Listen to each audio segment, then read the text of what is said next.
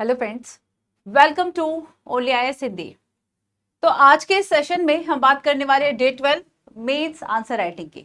उम्मीद है अगर आप कंटिन्यूटी के साथ देख रहे हैं तो आपको इससे बेनिफिट जरूर हो रहा होगा। और आप सभी को ये भी बताया जा चुका है कि ये जो आंसर राइटिंग प्रैक्टिस कराई जा रही है, इसके जो क्वेश्चंस हैं वह मॉर्निंग में 10 AM आपको यहाँ पर मिल जाते हैं इस टेलीग्राम चैनल पर। ये मेंस आंसर राइटिंग प्रोग्राम आपका जो सेशन है वह चल रहा है, पूरा कोर्स। और उसके बाद यहाँ पर जो वाईटी पे यूट्यूब पे जो डिस्कशन है वो आपको मिल जाता है। तब तक आप लिखने की कोशिश करें और एक इवेल्युएशन जो है वह आपका हो जाता है। आपने जैसे कि कुछ बच्चे आंसर्स जो हम कॉपियां देखते हैं, कुछ अच्छे आंसर्स आपसे शेयर भी करते हैं, जैसे कि लास्ट भी मैंने शेयर किया था। इवन जब इसके पहले मैंने first class base answer writing कर लिया था, तब भी हमने डिस्कस किया था। हमने कुछ टॉपर्स के आंसर देखे थे कि आखिर वो किस तरीके से आंसर राइटिंग करते हैं, है ना। तो PW ओनली आईएएस ये आपका प्रैक्टिस ग्रुप है। इस ग्रुप को आप ज्वाइन कर लें, टेलीग्राम चैनल है। इस टेलीग्राम चैनल पर आपको ये सारी इंफॉर्मेशन मिल जाएगी और सारा हम मेंस आंसर राइटिंग प्रैक्टिस जो है वह कर रहे हैं, ठीक है।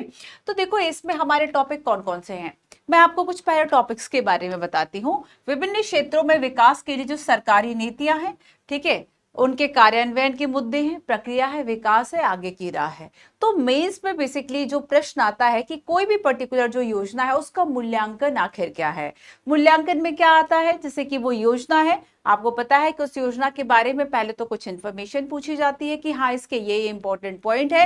फिर उसके बाद उसका हमें एक मूल्यांकन ये देना होता है कि हाँ इसके ये पॉजिटिव है, ये इसके नेगेटिव है, और उसके बाद आपने एक सधा हुआ निष्कर्ष दे दिया। तो हमेशा योजनाओं से जब प्रश्न आते हैं वो कुछ इस तरीके से आते हैं। ज्यादातर अगर मैं आपसे कहूं तो ये जो योजना वाला पार्ट है आपका करंट अफेयर से कंप्लीट हो जाता है कि आपने देखा कि एक योजना चल रही है, वो ज्यादा विवादास्पद है, ज्यादा उसको लेके मुद्दे आए, वहां से प्रश्न आ जाता है, ठीक है। इसके अलावा गैर सरकारी संगठन है, स्वयं सहायता समूह है। देखो बच्चों, स्वयं सहायता समूह सेल्फ हेल्प ग्रुप 2018 के बाद से जब से इसकी भूमिका जो है वह ज्यादा बढ़ गई है। आप ये ऑब्जर्व करो कि आपके चारों तरफ किस क्षेत्र की भूमिका बढ़ रही है, वहां से यूपीएससी उस तरीके के क्वेश्चंस पूछता है। तो यहाँ पर सेल्फ हेल्प ग्रुप से अगर आप 2018 से देखेंगे तो 18 है, 20 है, 22 है, 3-4 बार जो प्रश्न है प्रीलिम्स मेंस में आ चुका है। लास्ट टाइम जो क्वेश्चन आया हुआ था वह महिलाओं से जोड़कर आया हुआ था कि सेल्फ हेल्प ग्रुप और जो महिलाओं की स्थिति उससे वह कैसे बेटर हुई है। तो हम एक क्वेश्चन आज इसका भी देखेंगे, ठीक है। तो बेसिकली इन टॉपिक से कैसे प्रश्न आते हैं उसी के बिहाफ, उसी के बेस पे हमने जो क्वेश्चन है वह तैयार किए हैं। और हमारा जो आंसर राइटिंग का डिस्कशन होगा वह भी एक ऐसा होगा, मतलब ये नहीं कि आप बस यही मान लें कि बस यही एक तरीका आंसर राइटिंग का। हाँ, एक वन ऑफ हम कह सकते हैं कि बेस्ट वे हो सकता है जिस तरीके का हम डिस्कशन करेंगे।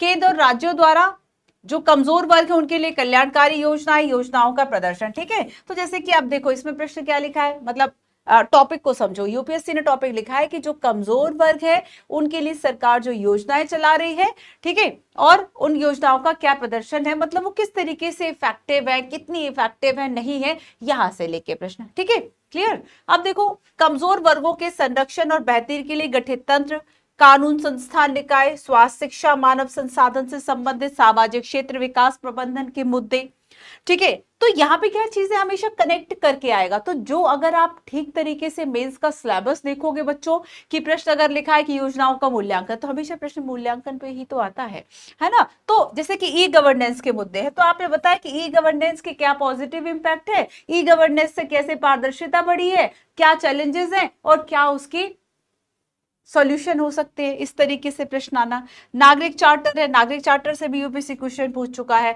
पारदर्शिता, जवाबदेहिता, संस्थागत अन्य उपाय, ठीक है।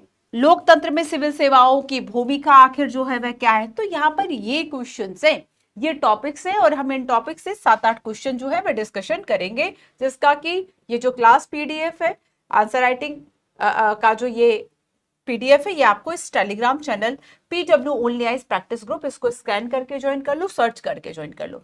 चलो हम देखते हैं पहला क्वेश्चन। बहुत सारे देखो हम ना ब्लैंक हो जाते हैं जब एक क्वेश्चन आया, जैसे कि कुछ बच्चों ने मुझे प्रश्न पूछा, मैं आपको वो क्वेश्चंस बता रही हूं। मेरे पास जो क्वेश्चंस आए, ठीक है, जो कमेंट थे, जो क्वेश्चंस थे, कि आपको ये समझ में नहीं आता कि शुरू कैसे करें। एक बच्चे का क्वेश्चन था, अर्पित का, कि शुरू कैसे करना है, ये समझ में नहीं आता कि कहां से क्या लिखे, शुरू कैसे करना है, क्या लिखें। चूंकि मैंने आपसे कहा था आप क्वेश्चन पूछिएगा, हम रिप्लाई करेंगे। ये अर्पित का क्वेश्चन है। तो अर्पित देखो, जब भी कोई क्वेश्चन आपको स्टार्ट करना है, जैसे कि मान लीजिए हम स्वयं सहायता समूह की बात करेंगे, है ना, तो आपने कहीं ना कहीं उसको पढ़ा है। सबसे पहली बात तो कि अगर आपको कंटेंट नहीं आता है, आपने उस टॉपिक को नहीं पढ़ा है, तो आप नहीं लिख पाओगे। अगर उतना टेक्निकल है अगर, तो है ना, जैसे ज्योग्राफी इकोनॉमी के क्वेश्चंस तो बिल्कुल नहीं लिख सकते, है ना। हिस्ट्री में कोई पर्टिकुलर चीज पूछिए, घटना नहीं लिख सकते। सामान्य विषय पे फिर भी लिख दोगे कि बेरोजगारी के मुद्दे हैं, बाकी मुद्दे हैं, बट उसका पर्सपेक्टिव उतना क्लियर नहीं होगा अगर चीजों को, फैक्ट को, डेटा को याद नहीं करोगे। तो हमने जैसे कि लास्ट में देखा था कि एक सबसे पहले अच्छा शुरू करने का बता देती हूं। तो देखो अर्पित, आपको शुरू कुछ ऐसे करना है कि आपने क्या किया कि जैसे कि सेल्फ हेल्प ग्रुप सा क्वेश्चन जो है वह आया, सेल्फ हेल्प ग्रुप, तो आपने स्वयं सहायता समूह की जो डेफिनेशन है, ये जो टर्म है, ये डिफाइन करके आपने स्टार्ट कर दिया। स्टार्टिंग में आपने इसकी 2-3 चीजें लिख दी। और अगर सेल्फ हेल्प ग्रुप के साथ जो वुमेन्स हैं, इनको लेके अगर प्रश्न आ गया कि महिलाओं का जो जीवन है उसमें क्या सुधार हुआ है, तो आपने बस एक बता दिया कि हाँ एक सकारात्मक जो असर है वो डाला है। तो यहां से आपकी 3-4 लाइंस जो है वह हो जाएगी। इसके बाद जो और चीजें, कंसिक्वेंसेस, जो पॉजिटिव नेगेटिव पूछा गया, वो आप बॉडी पार्ट पे लिखे, फिर एक निष्कर्ष लिखे। तो शुरू कैसे करें, तो हमेशा जो पूछा गया है उसको 2-3 लाइंस में आपको डिस्क्राइब करके आगे चले जा रहा है। ठीक है, ठीक है। एक स्टूडेंट का क्वेश्चन था, माही, माही आपने क्वेश्चन पूछा था कि माही का क्वेश्चन था, 3-4 बच्चों के क्वेश्चन शॉर्टलिस्ट किए, अच्छे क्वेश्चंस थे बच्चों आपके। माही ने क्वेश्चन पूछा कि कैसे समझ में आएगा कि कहां पे रिपोर्ट्स यूज करनी है, कहां पे फैक्ट यूज करने हैं, कहां पे चार्ट यूज करना है ना, कहां पे। तो ये एक बड़ी प्रॉब्लम है, ये आपके साथ नहीं है, सबके साथ है। तो जब हम प्रैक्टिस करते हैं, प्रैक्टिस के साथ साथ ये प्रॉब्लम आपकी सॉल्व होने लगती है। जैसे कि मान लीजिए आप बेरोजगारी को लेकर कुछ लिख रही हैं, तो आपको ये नहीं कि हाँ बहुत बेरोजगारी, बहुत बेरोजगारी, आपको भी ऐसे लोगों की तरह बात करने लगना है जिनको शायद फैक्ट फिगर ही नहीं पता। आपको अगर ये बताना है कि ये बेरोजगारी की डेफिनेशन है, तो आपको ये बताना है कि जो बेरोजगारी है वो, ये रिपोर्ट कहती है कि बेरोजगारी इतने प्रतिशत है। यहां पे आप रिपोर्ट का यूज करेंगे, यहां पे आप फैक्ट का यूज करेंगे। अगर शिक्षा को लेके क्वेश्चन आए, जैसे कि आज हम बात करेंगे राष्ट्रीय शिक्षा नीति, नेशनल एजुकेशन पॉलिसी, तो उसकी आप फैक्ट एंड फिगर बताइए कि अच्छा ये इसका फैक्ट है। ये तो यहां पर आप जब भी मूल्यांकन कर रहे हो और आपको चीजें अगर याद आ रही हैं, जो फैक्ट फिगर आप करंट अफेयर में पढ़ रहे हैं, उसका आप यहां पे यूज कीजिए। आया समझ में? ठीक है। एक और स्टूडेंट, अभिषेक। देखो अभिषेक, आपका जो क्वेश्चन था वर्ड लिमिट को लेके था, और मैं ये अपनी हर क्लास में बताती रहती हूँ कि वर्ड लिमिट आपको, कि मैम ज्यादा शब्दों में क्या लिखने से ज्यादा नंबर मिलते हैं, अरे ऐसा नहीं है भाई। अगर यूपीएससी ने पूछा है कि 150 वर्ड्स, ठीक है, तो आपको अपनी बात 150 वर्ड्स में ही कहनी है, 250 वर्ड्स। तो वर्ड लिमिट अगर एक्सीड करोगे तो आपके बाकी क्वेश्चन छूट जाएंगे। ये वर्ड लिमिट अगर है, अगर इससे आगे जाओगे ना, तो जो बाकी क्वेश्चन है ना वो आपके छूट जाएंगे। समझ रहे हो ना? तो इसलिए अभिषेक आपको क्या करना है, वर्ड लिमिट को क्रॉस नहीं करना है, डू नॉट क्रॉस, ध्यान रखना। वर्ड लिमिट कभी भी एक्सीड नहीं करनी है, यहां एक्सीड करोगे आपके बाकी जो क्वेश्चन है वे छूट जाएंगे। एक और क्वेश्चन है, फिर हम शुरू करते हैं। ये क्वेश्चन महेंद्र का है। महेंद्र बच्चे, आपका क्वेश्चन था, जैसे कि यहां पे अर्पित ने पूछा हुआ था कि शुरू कैसे करना है। ये कहते हैं कि क्वेश्चन देख के ब्लैंक हो जाते हैं, पढ़ा हुआ है, बट सबके साथ ऐसा होता है, पढ़ा हुआ है लेकिन आ ही नहीं रहा कि हम आखिर इसमें लिखें क्या। तो देखो आपके लिए है कि एक फ्रेमवर्क बनाओ, एक जो फ्रेमवर्क है वो डिजाइन करो कि ये योजना पूछी गई है, ठीक है, और इस योजना में मैं 3-4 पॉइंट ये लिख सकता हूं, मैं 3-4 पॉइंट ये लिख सकता हूं, शुरू में मुझे ये लिखना है 2-3 लाइन, लास्ट में मुझे ये 2-3 लाइन लिखना है। तो इस तरीके से जब आप ब्लैंक हो जाते हैं, आपने अगर कहीं पढ़ा है, आपको कुछ याद आ रहा है, और अगर शब्दों की बात हम करें कि आपको एक्यूरेट वर्ड्स नहीं आ रहे, बच्चे उसके लिए प्रैक्टिस लगेगी। हर एक प्रॉब्लम का सोल्यूशन प्रैक्टिस है, सही तरीके से की गई प्रैक्टिस, बार बार किया गया रिविजन। तो ये आपके कुछ क्वेश्चंस के आंसर थे, और अब हम चलते हैं अपने पहले क्वेश्चन की तरफ। प्रश्न है, वार्षिक राष्ट्रीय ई शासन वितरण मूल्यांकन वे फॉरवर्ड रिपोर्ट, एक रिपोर्ट के बारे में क्वेश्चन आया कि मुख्य विशेषताओं पे चर्चा कीजिए, ई गवर्नेंस को मजबूत करने के उपाय, 10 अंक में 150 शब्दों में। अच्छा देखो, मैं एक बात आपको बताती हूं, यूपीएससी ने कई बार ऐसे क्वेश्चन पूछे हैं कि वो किसी एक पर्टिकुलर रिपोर्ट और रिपोर्ट का मूल्यांकन, अब जैसे कि आपको मान लीजिए कुछ नहीं आता, इस रिपोर्ट में फैक्ट फिगर आपको नहीं पता है, तो आप किसके बारे में, ई शासन के बारे में, ई गवर्नेंस को कैसे मजबूत करेगा, आप अपने मन से भी कुछ चीजों को लिख सकते हैं क्या कि इस रिपोर्ट में ये कहा गया। अगर आपको फैक्ट फिगर नहीं पता है तो आप उसका यूज नहीं कर सकते कि जैसे कि इसमें टॉप किन राज्यों ने किया या पिछड़े कौन से राज्य हैं, सरकार को क्या, मतलब एक जनरल आंसर आप लिख सकते हो कि हाँ, ई गवर्नेंस जो है वह आधुनिक समय की मांग है, डिजिटल इंडिया वाली बात है, तो हम कोशिश यही कर रहे हैं कि किस तरीके से जो, और ये रिपोर्ट ये बताती है कि हमने अब डिजिटल से, समझ रहे हो, तो यहाँ पर वो गोल गोल बातें करके भी बच्चे आंसर जो है वह लिख देते हैं। बट अगर आपने एक्यूरेट रिपोर्ट पढ़ी है, आपको काफी सारी चीजें आ जाए, तो ये तो सरल वाली रिपोर्ट, अगर कोई कठिन रिपोर्ट आ गई तब आप नहीं लिख पाओगे।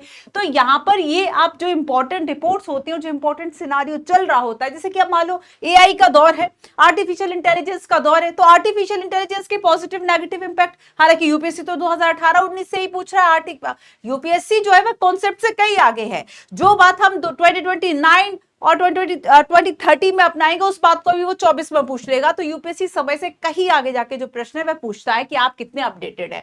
ठीक है, तो अगर हमने ये रिपोर्ट पढ़ी है तो इस रिपोर्ट के बारे में आपको बताने की रिपोर्ट के डेटा फैक्ट क्या है, ये विशेषता इसकी क्या है। ठीक है, और ई गवर्नेंस से आपको जोड़ देना है कि ये किस तरीके से ई गवर्नेंस के लिए पॉजिटिव इंपैक्ट जो है वह लेकर आई है। ठीक है, तो मुख्य विशेषता और जो उपाय है ये आपको बता देने हैं। जैसे कि आपने लिखा कि ये जो रिपोर्ट है, आपको पता होना चाहिए कि इस रिपोर्ट का बेसिकली जारीकर्ता जो है वह कौन है, किसके द्वारा ये जो रिपोर्ट है उसको पब्लिश किया गया, उद्देश्य विशेषताएं आपने थोड़ा सा बता दिया, और उसके बाद आपने क्या किया कि जो उपाय है इसको और आगे ले जाने के वो आखिर क्या है। तो हम देखेंगे कि सबसे पहले आपको इसके बारे में लिखना है, एक सधा हुआ जो हम कह सकते हैं स्टार्ट आपको करना है बच्चों। ये रिपोर्ट किसके द्वारा पब्लिश की गई, तो यहां पर जो आपका प्रशासनिक सुधार और लोक शिकायत विभाग है, इसके द्वारा ई शासन सेवा वितरण जो मूल्यांकन है, ये स्वास्थ्य, शिक्षा, कृषि सहित 7 क्षेत्रों में ई सेवा का जो वितरण है वो उसके मानक तय करता है। हाल ही में प्रशासनिक सुधार और लोक शिकायत विभाग ने वार्षिक जो ये रिपोर्ट है NESDA इसको तैयार किया है, जिसमें 1117 ई सेवाओं का मानचित्रण के साथ और जम्मू और कश्मीर में क्या स्थिति है उसको मापा गया है, उसको मेजर किया गया है। ठीक है, तो यहां से आपने स्टार्ट किया कि बेसिकली ये जो रिपोर्ट है, इस रिपोर्ट का जारी करता जो है वह कौन है, और उसके बारे में एक आपने जो इंपॉर्टेंट फैक्ट है वो आपने बता दिया। ठीक है, अब हम चलते हैं और आगे बात करते हैं कि इसकी जो मुख्य विशेषताएं हैं वह आखिर है क्या, मुख्य विशेषताएं आखिर क्या है। तो इसमें देखो कुछ सेवाओं का ना मूल्यांकित किया गया है, कुल मूल्यांकित ई सेवा, इसमें ये बताया गया है कि ये बड़ी ऐसे फैक्ट होते हैं कि आप सोचोगे क्या रिपोर्ट पढ़ भी ले तो ये फैक्ट हमें आएंगे नहीं। कुल मूल्यांकित ई सेवाएं है ना, तो इसमें कहा गया है कि दिसंबर 2023 के अंत तक लगभग 16,400 जो ई सेवाएं हैं वो इसके डैशबोर्ड पे दिखाई दे रही है, उनका मूल्यांकन किया जा रहा है। कितना, लगभग यहाँ पर 16,000 से ज्यादा ऐसी जो सेवाएं हैं, ई सेवाएं, जो सरकार अलग अलग क्षेत्र, जैसे कि शिक्षा के क्षेत्र में कोई पोर्टल बना दिया वो ई सेवा हो गई, किसी योजना के वितरण के लिए बना दिया वो ई सेवा हो गई, है ना। तो यहाँ पर इंटरनेट के द्वारा जो भी सेवाएं, वह सरकार ये काम कर रही है ताकि लोग जो है मोबाइल फोन से बड़े आसानी से जुड़ गए हैं, तो बहुत अच्छा तरीका है लोगों तक पहुंचने का उनका मोबाइल, है ना। तो क्यों ना हम उनको कोई पोर्टल दे दें और इस तरीके से चीजें हो जाए। तो विभिन्न क्षेत्रों में जो डिजिटल सेवा वितरण है उसकी सीमा को दर्शाता है, और साथ में व्यापक एक मानचित्रण और डिजिटल शासन में जो महत्वपूर्ण प्रगति है उसको भी बताता है। यहाँ पे जम्मू कश्मीर की स्थिति के बारे में बताया कि जम्मू और कश्मीर में जो ई शासन की सेवाएं हैं वो लगभग 1117 के वितरण में अग्रणी रहा, है ना। तो ई गवर्नेंस, डिजिटल माध्यम से लोगों तक पहुंचना, इसमें जम्मू कश्मीर की स्थिति को बताएगा। नेक्स्ट देखो, इसमें कुछ ऐसे राज्य बताए गए हैं जो कि शीर्ष प्रदर्शन करने वाले हैं, मतलब जो टॉप पे है, और ऐसे राष्ट्रों में हम देखेंगे कि बेसिकली जम्मू कश्मीर के बाद है तमिलनाडु और फिर है एमपी। मतलब डिजिटली रूप से जो सरकार है वह किन योजनाओं को, कितने स्कीम्स को लोगों तक सीधे पहुंचा रही है। पिछड़े राज्यों की बात करें जैसे कि लक्षद्वीप है, लद्दाख है, ठीक है, इन राज्यों में, और यहाँ पे कोशिश अब ये की जा रही है कि हम कैसे इसको ठीक करें। प्रतिकृति और प्रसार पहल, जैसे कि जम्मू कश्मीर की बात करें तो ई उन्नत है, ये मंच का सफल क्रियान्वयन का उपयोग मणिपुर के लिए, अन्य क्षेत्रों के लिए एक मॉडल के रूप में किया गया है ना। तो यहाँ पर ये इस तरीके से आप कुछ और जो विशेषताएं हैं वह इसमें बताएं। नेक्स्ट आप बताएं ई सेवाओं का क्षेत्रीय वितरण जो है वह क्या है। रिपोर्ट से पता चला कि स्थानीय शासन और उपयोगी सेवा क्षेत्र ने अधिकतम ई से जो सेवाएं हैं वह प्रदान की है। डिजिटल माध्यम से स्थानीय शासन को बेहतर बनाने पर महत्वपूर्ण ध्यान केंद्रित किया हुआ है। तो ये एक इंपॉर्टेंट पॉइंट हो गया इसका, ठीक है। फिर आपने बताया कि पर्यटन क्षेत्र की क्या उपलब्धि है, जैसे सरकार मान लीजिए ई टूरिज्म को प्रोत्साहन दे रही है ना, डिजिटल जो टूरिज्म है उसको प्रोत्साहन दे रही है। तो पर्यटन क्षेत्र की उपलब्धियां कि जो 36 राज्य और केंद्र शासित प्रदेश है उन सभी ने 23 में सभी अनिवार्य जो ई सेवाएं हैं उसके लिए ठीक ठाक जो काम है वह किया है, ठीक है। अनिवार्य ई सेवाओं में सुधार हुआ है, जैसे कि आपको देखो अब बहुत सी चीजें नहीं आ रही तो आपने कुछ बता दिया कि हाँ पर्यटन, चिकित्सा क्षेत्र या फिर इस तरह की जो उपलब्धियां हैं वो सरकार की रही। आगे आप बता दें कि हाँ बेसिकली ज्यादा से ज्यादा जो लोग हैं वो जुड़ रहे हैं। कुछ सेवाएं ऐसी हैं जो कि अनिवार्य ई सेवाएं हैं उसमें भी सुधार हुआ है। तो ये सारी चीजें आप इसकी विशेषता में लिखेंगे, ठीक है। अब देखो तो ये तो इसकी हो गई कुछ विशेषताएं। अब आप बताएं कि बेसिकली इसका जो ई शासन सेवा वितरण मूल्यांकन रिपोर्ट है इसमें जो और उपाय है वह आखिर क्या क्या हो सकते हैं। तो उपाय में आप बताएं कि आर्टिफिशियल जो इंटेलिजेंस है आप इसका प्रयोग और ज्यादा कर सकते हैं। अब एआई का दौर है तो आप यहाँ पर आर्टिफिशियल इंटेलिजेंस का जो प्रयोग है वह कीजिए। अभी पारदर्शिता है तो बट कुछ कम है, कुछ चीजों में पारदर्शिता कम है ना। तो यहाँ पर आप उन प्रॉब्लम्स को दूर करें। ज्यादा से ज्यादा लोग जो है वह ट्रांसपेरेंट चीजों को पसंद कर रहे हैं और ऐसे मुझे लगता है कि सरकार की जो सेवाएं है ट्रांसपेरेंट होनी चाहिए। डिजिटल होने से काफी, जैसे कि आप देखें कि पहले अगर आपको छोटा सा कोई प्रमाण पत्र बनवाना होता, सर्टिफिकेट बनवाना होता है तो उस सर्टिफिकेट के लिए आपको काफी पैसे रुपए जो है वह देने पड़ते हैं। लेकिन अब अगर वही चीजें डिजिटली है, आपने एक क्लिक किया और आपके पास आ गया, आपके फोन में आ गया, आपने हार्ड कॉपी निकाली, आपको कितना टाइम लगा। अच्छा देखो जैसे कि हम बैंकिंग सेवाओं की बात करें तो बैंकिंग सेवाओं में डेफिनेटली जब से mobile banking, net banking, phone पे, गूगल पे ये सारी चीजें हो गई है ना, हम कह सकते हैं जो फिनटेक सर्विसेज है इन सर्विसेज के कारण डेफिनेटली लोगों का जीवन जो है बहुत आसान हुआ है। सोचो आज भी अगर आपको 1000 रुपए की जरूरत है वो कैश निकालने आपको बैंक में जाना पड़े, और ये कैश तो भाई सबको चाहिए, सबकी आवश्यकता है, बैंकों के बाहर लगी है लंबी लाइन। आप खुद सोचिए जीवन कितना कठिन होता कि हमारा आधा जीवन बैंक में ही निकल रहा है पैसे निकालने में। और भाई अब एटीएम है, बाकी चीजें हैं तो वहां से सुविधा हो गई कि जब भी आपको पैसे चाहिए आपने 1 मिनट दिया अपना एटीएम में, वहां से आपको जो पैसे हैं वह मिल गए, है ना। आपको लाखों के ट्रांजेक्शन के लिए आप पूरा दिन बैंक में नहीं बैठना है। तो यहाँ पर जब से हम देखेंगे कि जो डिजिटली चीजें हैं, आपको सोचना है, अपने आसपास का जो जीवन है उसको देखना है, उसको ऑब्जर्व करना है, मूल्यांकन करना है, उस हिसाब से बच्चों आप आंसर बहुत आसानी से लिख सकते हैं। थोड़ा सा अपने दिमाग को इसके लिए खोलने की जरूरत होती है ना। अब जैसे मोबाइल सेवाओं की बात करें है ना, कि हम ऐसे एप्लीकेशन, ऐसे पोर्टल बना लें कि जहां से लोग जो है, जैसे कि मान लीजिए शिक्षा को लेके कोई है तो उन्हें पता हो कि वो किसके अंतर्गत आते हैं, वो कुछ शिक्षा योजना के अंतर्गत आते हैं और उस तरीके से वो शिक्षा को प्राप्त कर सके। तो यहाँ पर क्या है कि ये मोबाइल पोर्टल्स, मोबाइल सेवाएं लोगों को काफी हेल्पफुल होंगी। इंटरनेट का एकीकरण करना है ना, इंटरनेट ऑफ थिंग्स का जो है वह यूज करना। इसके अलावा एक और बड़ी प्रॉब्लम है कि आपने ई शासन की तो बात कर ली, लेकिन लोग जो है वो कनेक्टेड ही नहीं हैं। बहुत से ऐसे गांव हैं जहां पर आज भी अगर जो केबल कनेक्शन है या फिर बाकी सब नहीं है, मोबाइल नेटवर्क्स उतने पकड़ते नहीं है, तो यहाँ पे भी जो एक प्रॉब्लम है वह होगी। तो आप ऐसे छोटी ऐसी जगहों पर छोटे छोटे सेंटर्स जो है वह बना दे। तो यहीं पे आपने कुछ उपाय जो है वह बता दिए। तो होलसेल सिनारियो ये है बच्चों की, कोई भी रिपोर्ट है उसकी विशेषताएं क्या है और एक मूल्यांकन आपको उसका समझना है कि हाँ ये चीजें हो सकती हैं। अब पर्टिकुलर किस क्षेत्र से जुड़ा हुआ है तो इतना आपको सोचना पड़ेगा कि अगर आपने नहीं भी पढ़ा है तब भी आप लिख पाओ।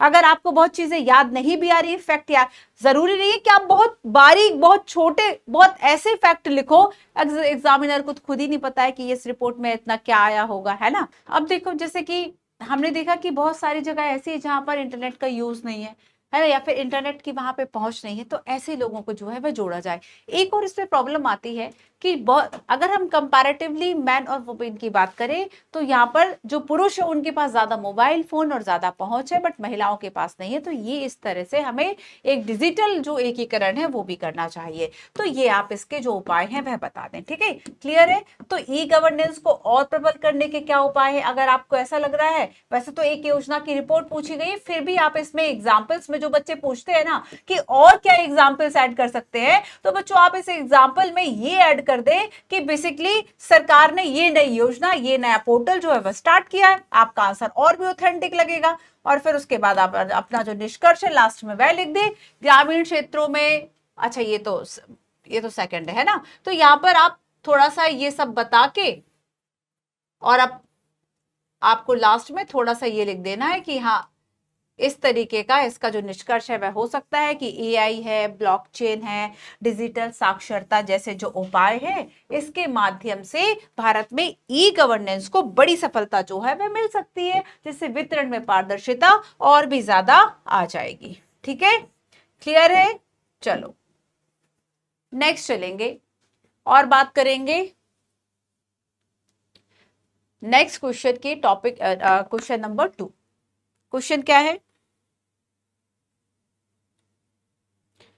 क्वेश्चन है आपका, ग्रामीण क्षेत्र में महिला समग्र शिक्षा, समग्र विकास और जीवन स्तर पर स्वयं सहायता समूह के प्रभाव का क्या परीक्षण है।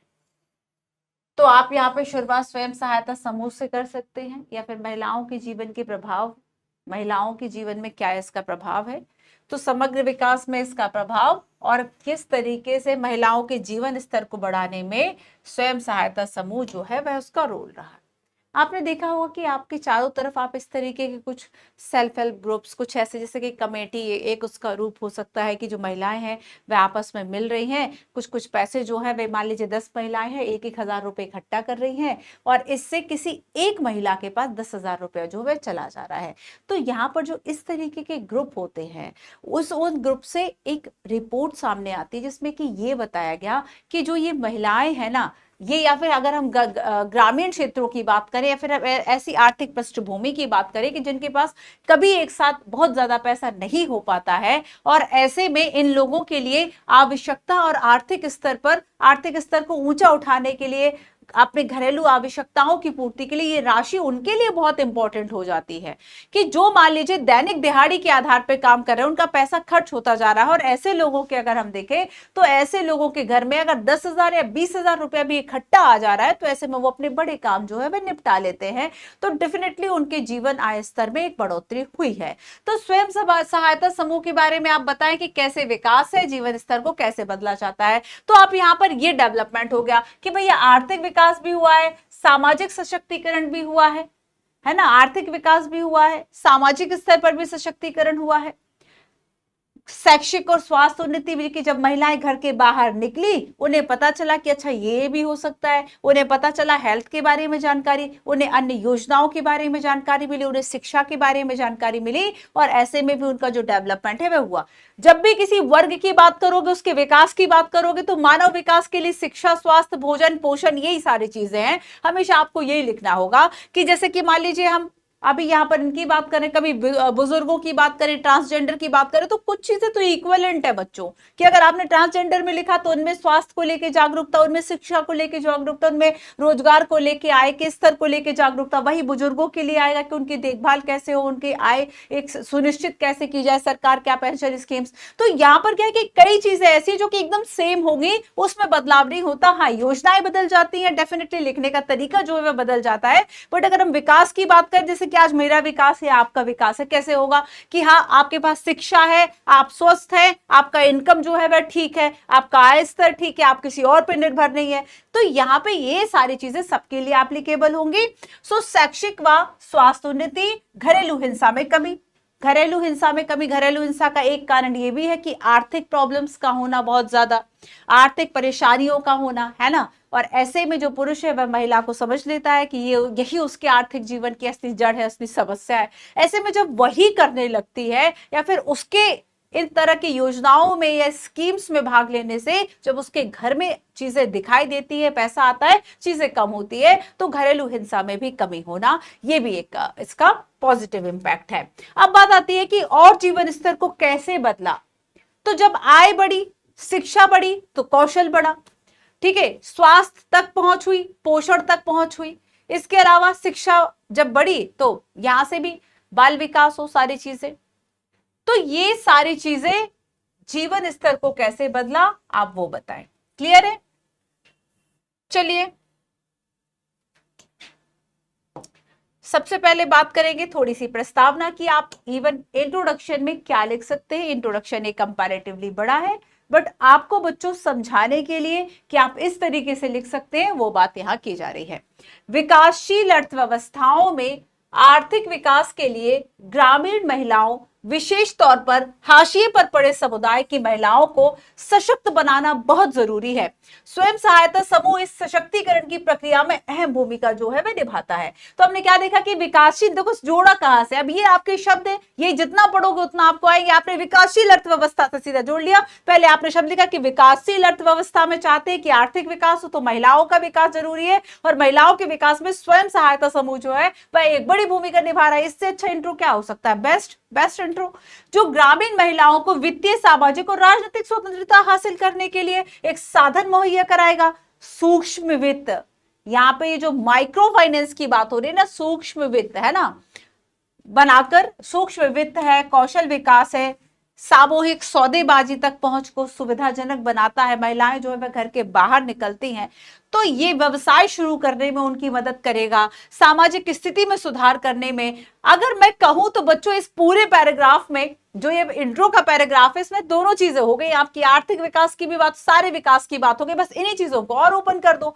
तो जब एक टॉपिक आपको ठीक तरीके से थोड़ा भी आता है, केवल आपको उसका इंट्रोडक्शन भी पता है, तब भी आप चीजों को बहुत विस्तार से लिख सकते हो। बच्चों सुनो कैसे, जैसे कि आपने ये पढ़ा, अब आपने वही पॉजिटिव इंपैक्ट में लिख दिया कि महिलाओं का वित्तीय विकास, 2 लाइन उसमें लिख दी, सामाजिक विकास 2 लाइन उसमें लिख दी, राजनीतिक विकास, ये कुछ चीटिंग कोड हो गए आपके। आपने जो चीजें, तो इसलिए हर एक टॉपिक की डेफिनेशन को, उसके उद्देश्य को बड़ी बारीकी से समझो, बड़ी बारीकी से याद करो, बार बार रिवाइज करो। जब क्वेश्चन आता है तो समटाइम्स हम उसको चीज को एप्लीकेबल वहां कर सकते हैं, ठीक है। तो सामाजिक स्थिति में सुधार हुआ है, उनकी निर्णय प्रक्रिया। हमारी सोसाइटी में आप देखेंगे कि महिला जो है वह निर्णय नहीं लेती है, वो घर में यही निर्णय बस ले सकती है, वो भी शायद बाहर वालों से पूछ के करती है, मतलब घर वालों से, अन्य सदस्यों से पूछकर करेगी कि आज खाने में क्या बनेगा। लेकिन इसके अलावा आप देखेंगे कि उसकी निर्णय प्रक्रिया कुछ हद तक, मतलब वहीं तक सीमित रह जाती है, किचन तक, उसके बाहर उसके डिसीजन मेकिंग पावर, इन सब चीजों का कोई मोल नहीं होता। तो एक निर्णय प्रक्रिया में सुधार होता है, निर्णय प्रक्रिया में भाग लेने में जो मदद है, ये सेल्फ हेल्प ग्रुप इस तरीके से करते हैं, ठीक है। इसलिए उनके कौशल, सामूहिक सौदेबाजी, इस तरह की जो उनकी स्किल्स है उसका विकास होता है। आया समझ में? तो अब हम चलते हैं कि बेसिकली अगर हम आर्थिक सशक्तिकरण की बात करें, सबसे पहले इसका एक एग्जाम्पल देखो, आंध्र प्रदेश का। अब आप सोचेंगे ये सारी रिपोर्ट्स करंट अफेयर में मिलेंगी, उसको आपको ऐड करना आना चाहिए। ऐड कैसे करोगे? तो टॉपिक्स कंप्लीट करो, टॉपिक वाइज चीजों की रिपोर्टिंग करो, छोटा छोटा चीजें याद करो, ठीक है। जरूरी नहीं है कि सारे ही सिलेबस पे ऐसी पकड़ बनाओ। आप इवन ये सोचो कि अगर आधा सिलेबस भी आपने कर लिया और अगर क्वेश्चंस वहां से अगर आपको 50% मिल जाते हैं, वहां पे आप अपनी रिपोर्ट वहां पे बेस्ट दे पाते हो, फैक्ट लिख पाते हो, ठीक तरीके से फ्रेमवर्क कर पाते हो, काफी आपको बेनिफिट इससे होगा। तो परफेक्शन के चक्कर में मत पड़ो। बच्चे, मैं देखती हूं कि आंसर राइटिंग शुरू कैसे करें। सबसे बड़ा एक मुद्दा है कि मैम शुरू कहां से कर दें। मुझे लगता है आप में से भी कई बच्चों का ये प्रश्न होगा, शुरू कैसे करें, आंसर राइटिंग शुरू कैसे करें, मैं ये बता दूंगी। तो एक बात बताओ, आंसर राइटिंग करनी किस पे है? जीएस। आपको सिलेबस का पता है, सिलेबस को आप डायरेक्ट जो है वो बहुत हाई लेवल से जो है वो स्टार्ट नहीं कर सकते, फिर कैसे शुरू करोगे? और हमारे पास क्या तरीका हो सकता है, सोचो जरा। तरीका हमारे पास हो सकता है बेसिक्स, एंड बेसिक्स के लिए आपका एनसीईआरटी। तो आप एनसीईआरटीज का जो आपका हिस्ट्री है, ज्योग्राफी है, पॉलिटी है, इकोनॉमी है ना, आर्ट एंड कल्चर है, आप एक एनसीईआरटीज को पढ़ो और यहां से एकदम जो इनकी प्रश्नावली, जो एक्सरसाइज है, उन प्रश्नों को उठाओ, इनको 50-100 वर्ड्स में लिखने की कोशिश करो। 50 और 100 वर्ड्स में लिखने की कोशिश करो। तो यहां से आप जो स्टार्ट है वह कर सकते हैं। शुरुआत में कुछ चीजें देख के लिखो, कुछ चीजें अपने मन से लिखने की कोशिश करो, है ना, चीजों को याद करो। सबसे पहली बात है, आंसर राइटिंग लिखने के लिए आपको चीजें आनी चाहिए, ठीक है। इस तरीके से आप चीजों को जो है वह स्टार्ट कर सकते हो। तो जिन बच्चों को लगता है शुरू कैसे करें, ये एक तरीका जो है वह आपका हो सकता है, ठीक है। चलो आगे चलते हैं। तो हम बात करें स्वयं सहायता समूह, और इसमें हम बात कर रहे हैं बच्चों आर्थिक एकीकरण की, आर्थिक सशक्तिकरण की। अब जैसे कि देखो, उनके पास कि छोटा मोटा कोई पैसा होता, 5-10 हजार रुपया होता, तो हर चीज कॉस्ट मांगती है, शुरुआत की कॉस्ट तो लगेगी ना। तो अगर आपको बिजनेस स्टार्ट करना है, आपको 5-10 हजार रुपए की जरूरत है, बट आसपास कोई है नहीं कि मदद कर दे। इस तरह के सेल्फ हेल्प ग्रुप में क्या होता है, छोटी छोटी सी धनराशि मिलकर बड़ी राशि बन जाती है, कहीं कहीं तो 50 हजार, 1 लाख रुपए भी जो है वह मिल जाता है। डिपेंड करता है कि किस जगह पर है, कैसे लोग उसमें शामिल हैं। तो इससे क्या है बच्चों, कि व्यवसाय शुरू कर सकती हैं, अपनी आय बढ़ा सकती है, उनको आर्थिक स्वतंत्रता जो है वह मिलेगी। जैसे कि अगर हम आंध्र प्रदेश की बात करें, तो इससे बेसिकली 2020 की रिपोर्ट आई थी कि 2018 से 20 तक घरेलू आय में 25% की जो वृद्धि है वह दर्ज हुई। सेकंड देखो, सामाजिक सशक्तिकरण होता है कि ये जो भागीदारी है, महिलाओं में आत्मविश्वास, एक सामाजिक स्थिति, समुदाय के भीतर एक नेतृत्व की जो भूमिका है, ये सारी बढ़ाती है। जैसे कि केरल में हुआ था कुदुम्बश्री कार्यक्रम, केरल में हुआ था कुदुम्बश्री कार्यक्रम, और इसके तहत जो महिलाएं सदस्य हैं, उन्होंने स्थानीय शासन की 50% भूमिकाएं जो है वे निभाई थी, सामाजिक स्थिति उनकी बढ़ी। अब देखो, शैक्षिक उन्नति, विशेष रूप से अगर हम लड़कियों की बात करें तो शिक्षा का समर्थन करने के लिए करते हैं, सदस्य के बच्चे, विशेष रूप से लड़कियों की शिक्षा। तो ये प्राथमिकता किसको देते हैं, ये ग्रुप शिक्षा को प्राथमिकता देते हैं। शिक्षा को प्राथमिकता देंगे, साक्षरता की जो दर है वह बढ़ेगी। जैसे कि हम तमिलनाडु की बात करें, महालीर शित्तम कार्यक्रम जो है वह स्टार्ट करा गया था, और इसमें अगर हम देखेंगे तो 17 से लेके 20 में लड़कियों के बीच जो स्कूल नामांकन दर है ना, वो 30% की जो बढ़ोतरी है वह हुई। सरकार 2-3% इसका लक्ष्य रख के आगे बढ़ती है, और यहाँ पे 30% की जो बढ़ोतरी है वह हो रही है। ऐसी रिपोर्ट वहां महिला विकास निगम रिपोर्ट 2020 के द्वारा की गई।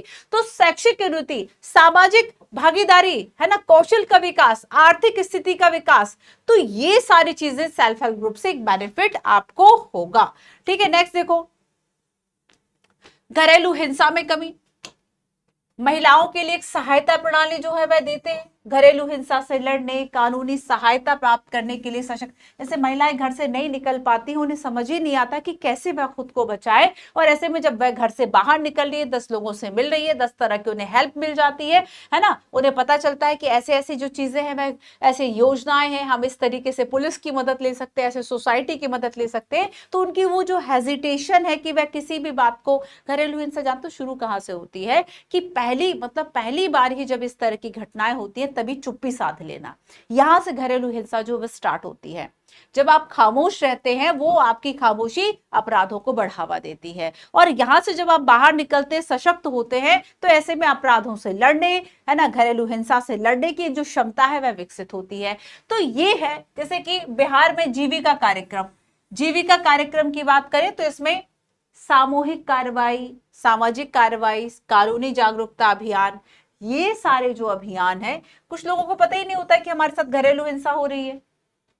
उन्हें लगता है कि ठीक है, घर परिवार में ऐसा तो चलते ही रहता है, डेली ठोका पीटी थोड़ी बहुत तो चली जाती है ना। तो यहाँ पर क्या है कि ये जो घरेलू हिंसा है, इसके मामले बेसिकली कमी दर्ज हुई। अब आता है कि महिलाओं के जीवन स्तर कैसे बढ़ेगा, जब शिक्षा बढ़ेगी, विकास बढ़ेगा, कौशल बढ़ेगा, और इस तरीके से जो जीवन स्तर है वह बढ़ा, ठीक है। तो यहाँ पे कुछ पॉइंट्स यहाँ पे दिए हुए जो हमने डिस्कस ऑलरेडी कर लिए।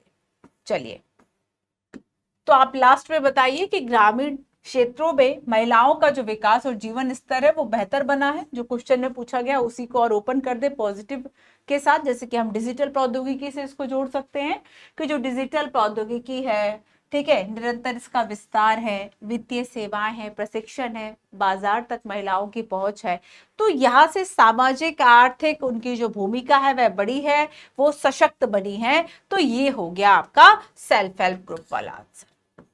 क्लियर है? हमारे बहुत बड़ी समस्या है, जानते हो क्या है? कुपोषण। और ये जो कुपोषण है ना, वह कई चीजों से जुड़ता है। कुपोषण का मतलब क्या है? भूखमरी कुपोषण, लाख कोशिश कर ले उसके बाद भी इसमें सुधार, आज भी अगर आप यहाँ पे रिपोर्ट्स का यूज कर सकते हैं, जैसे कि आप ग्लोबल हंगर इंडेक्स का यूज कर सकते हैं, उसमें ये बता सकते हैं, जो बच्चे पूछते हैं कि हम कहाँ रिपोर्ट्स का यूज करते हैं, आप यहाँ रिपोर्ट्स का यूज कीजिए। आप इसमें जो डेटा है वो बताने के लिए बताइए कि बेसिकली जो इस तरीके के वैश्विक रूप से जो हंगर या माल न्यूट्रिशन इंडेक्स है, इस पे इंडिया की जो पोजीशन है वह आखिर क्या है, इस फैक्ट से आपको पता चलेगा।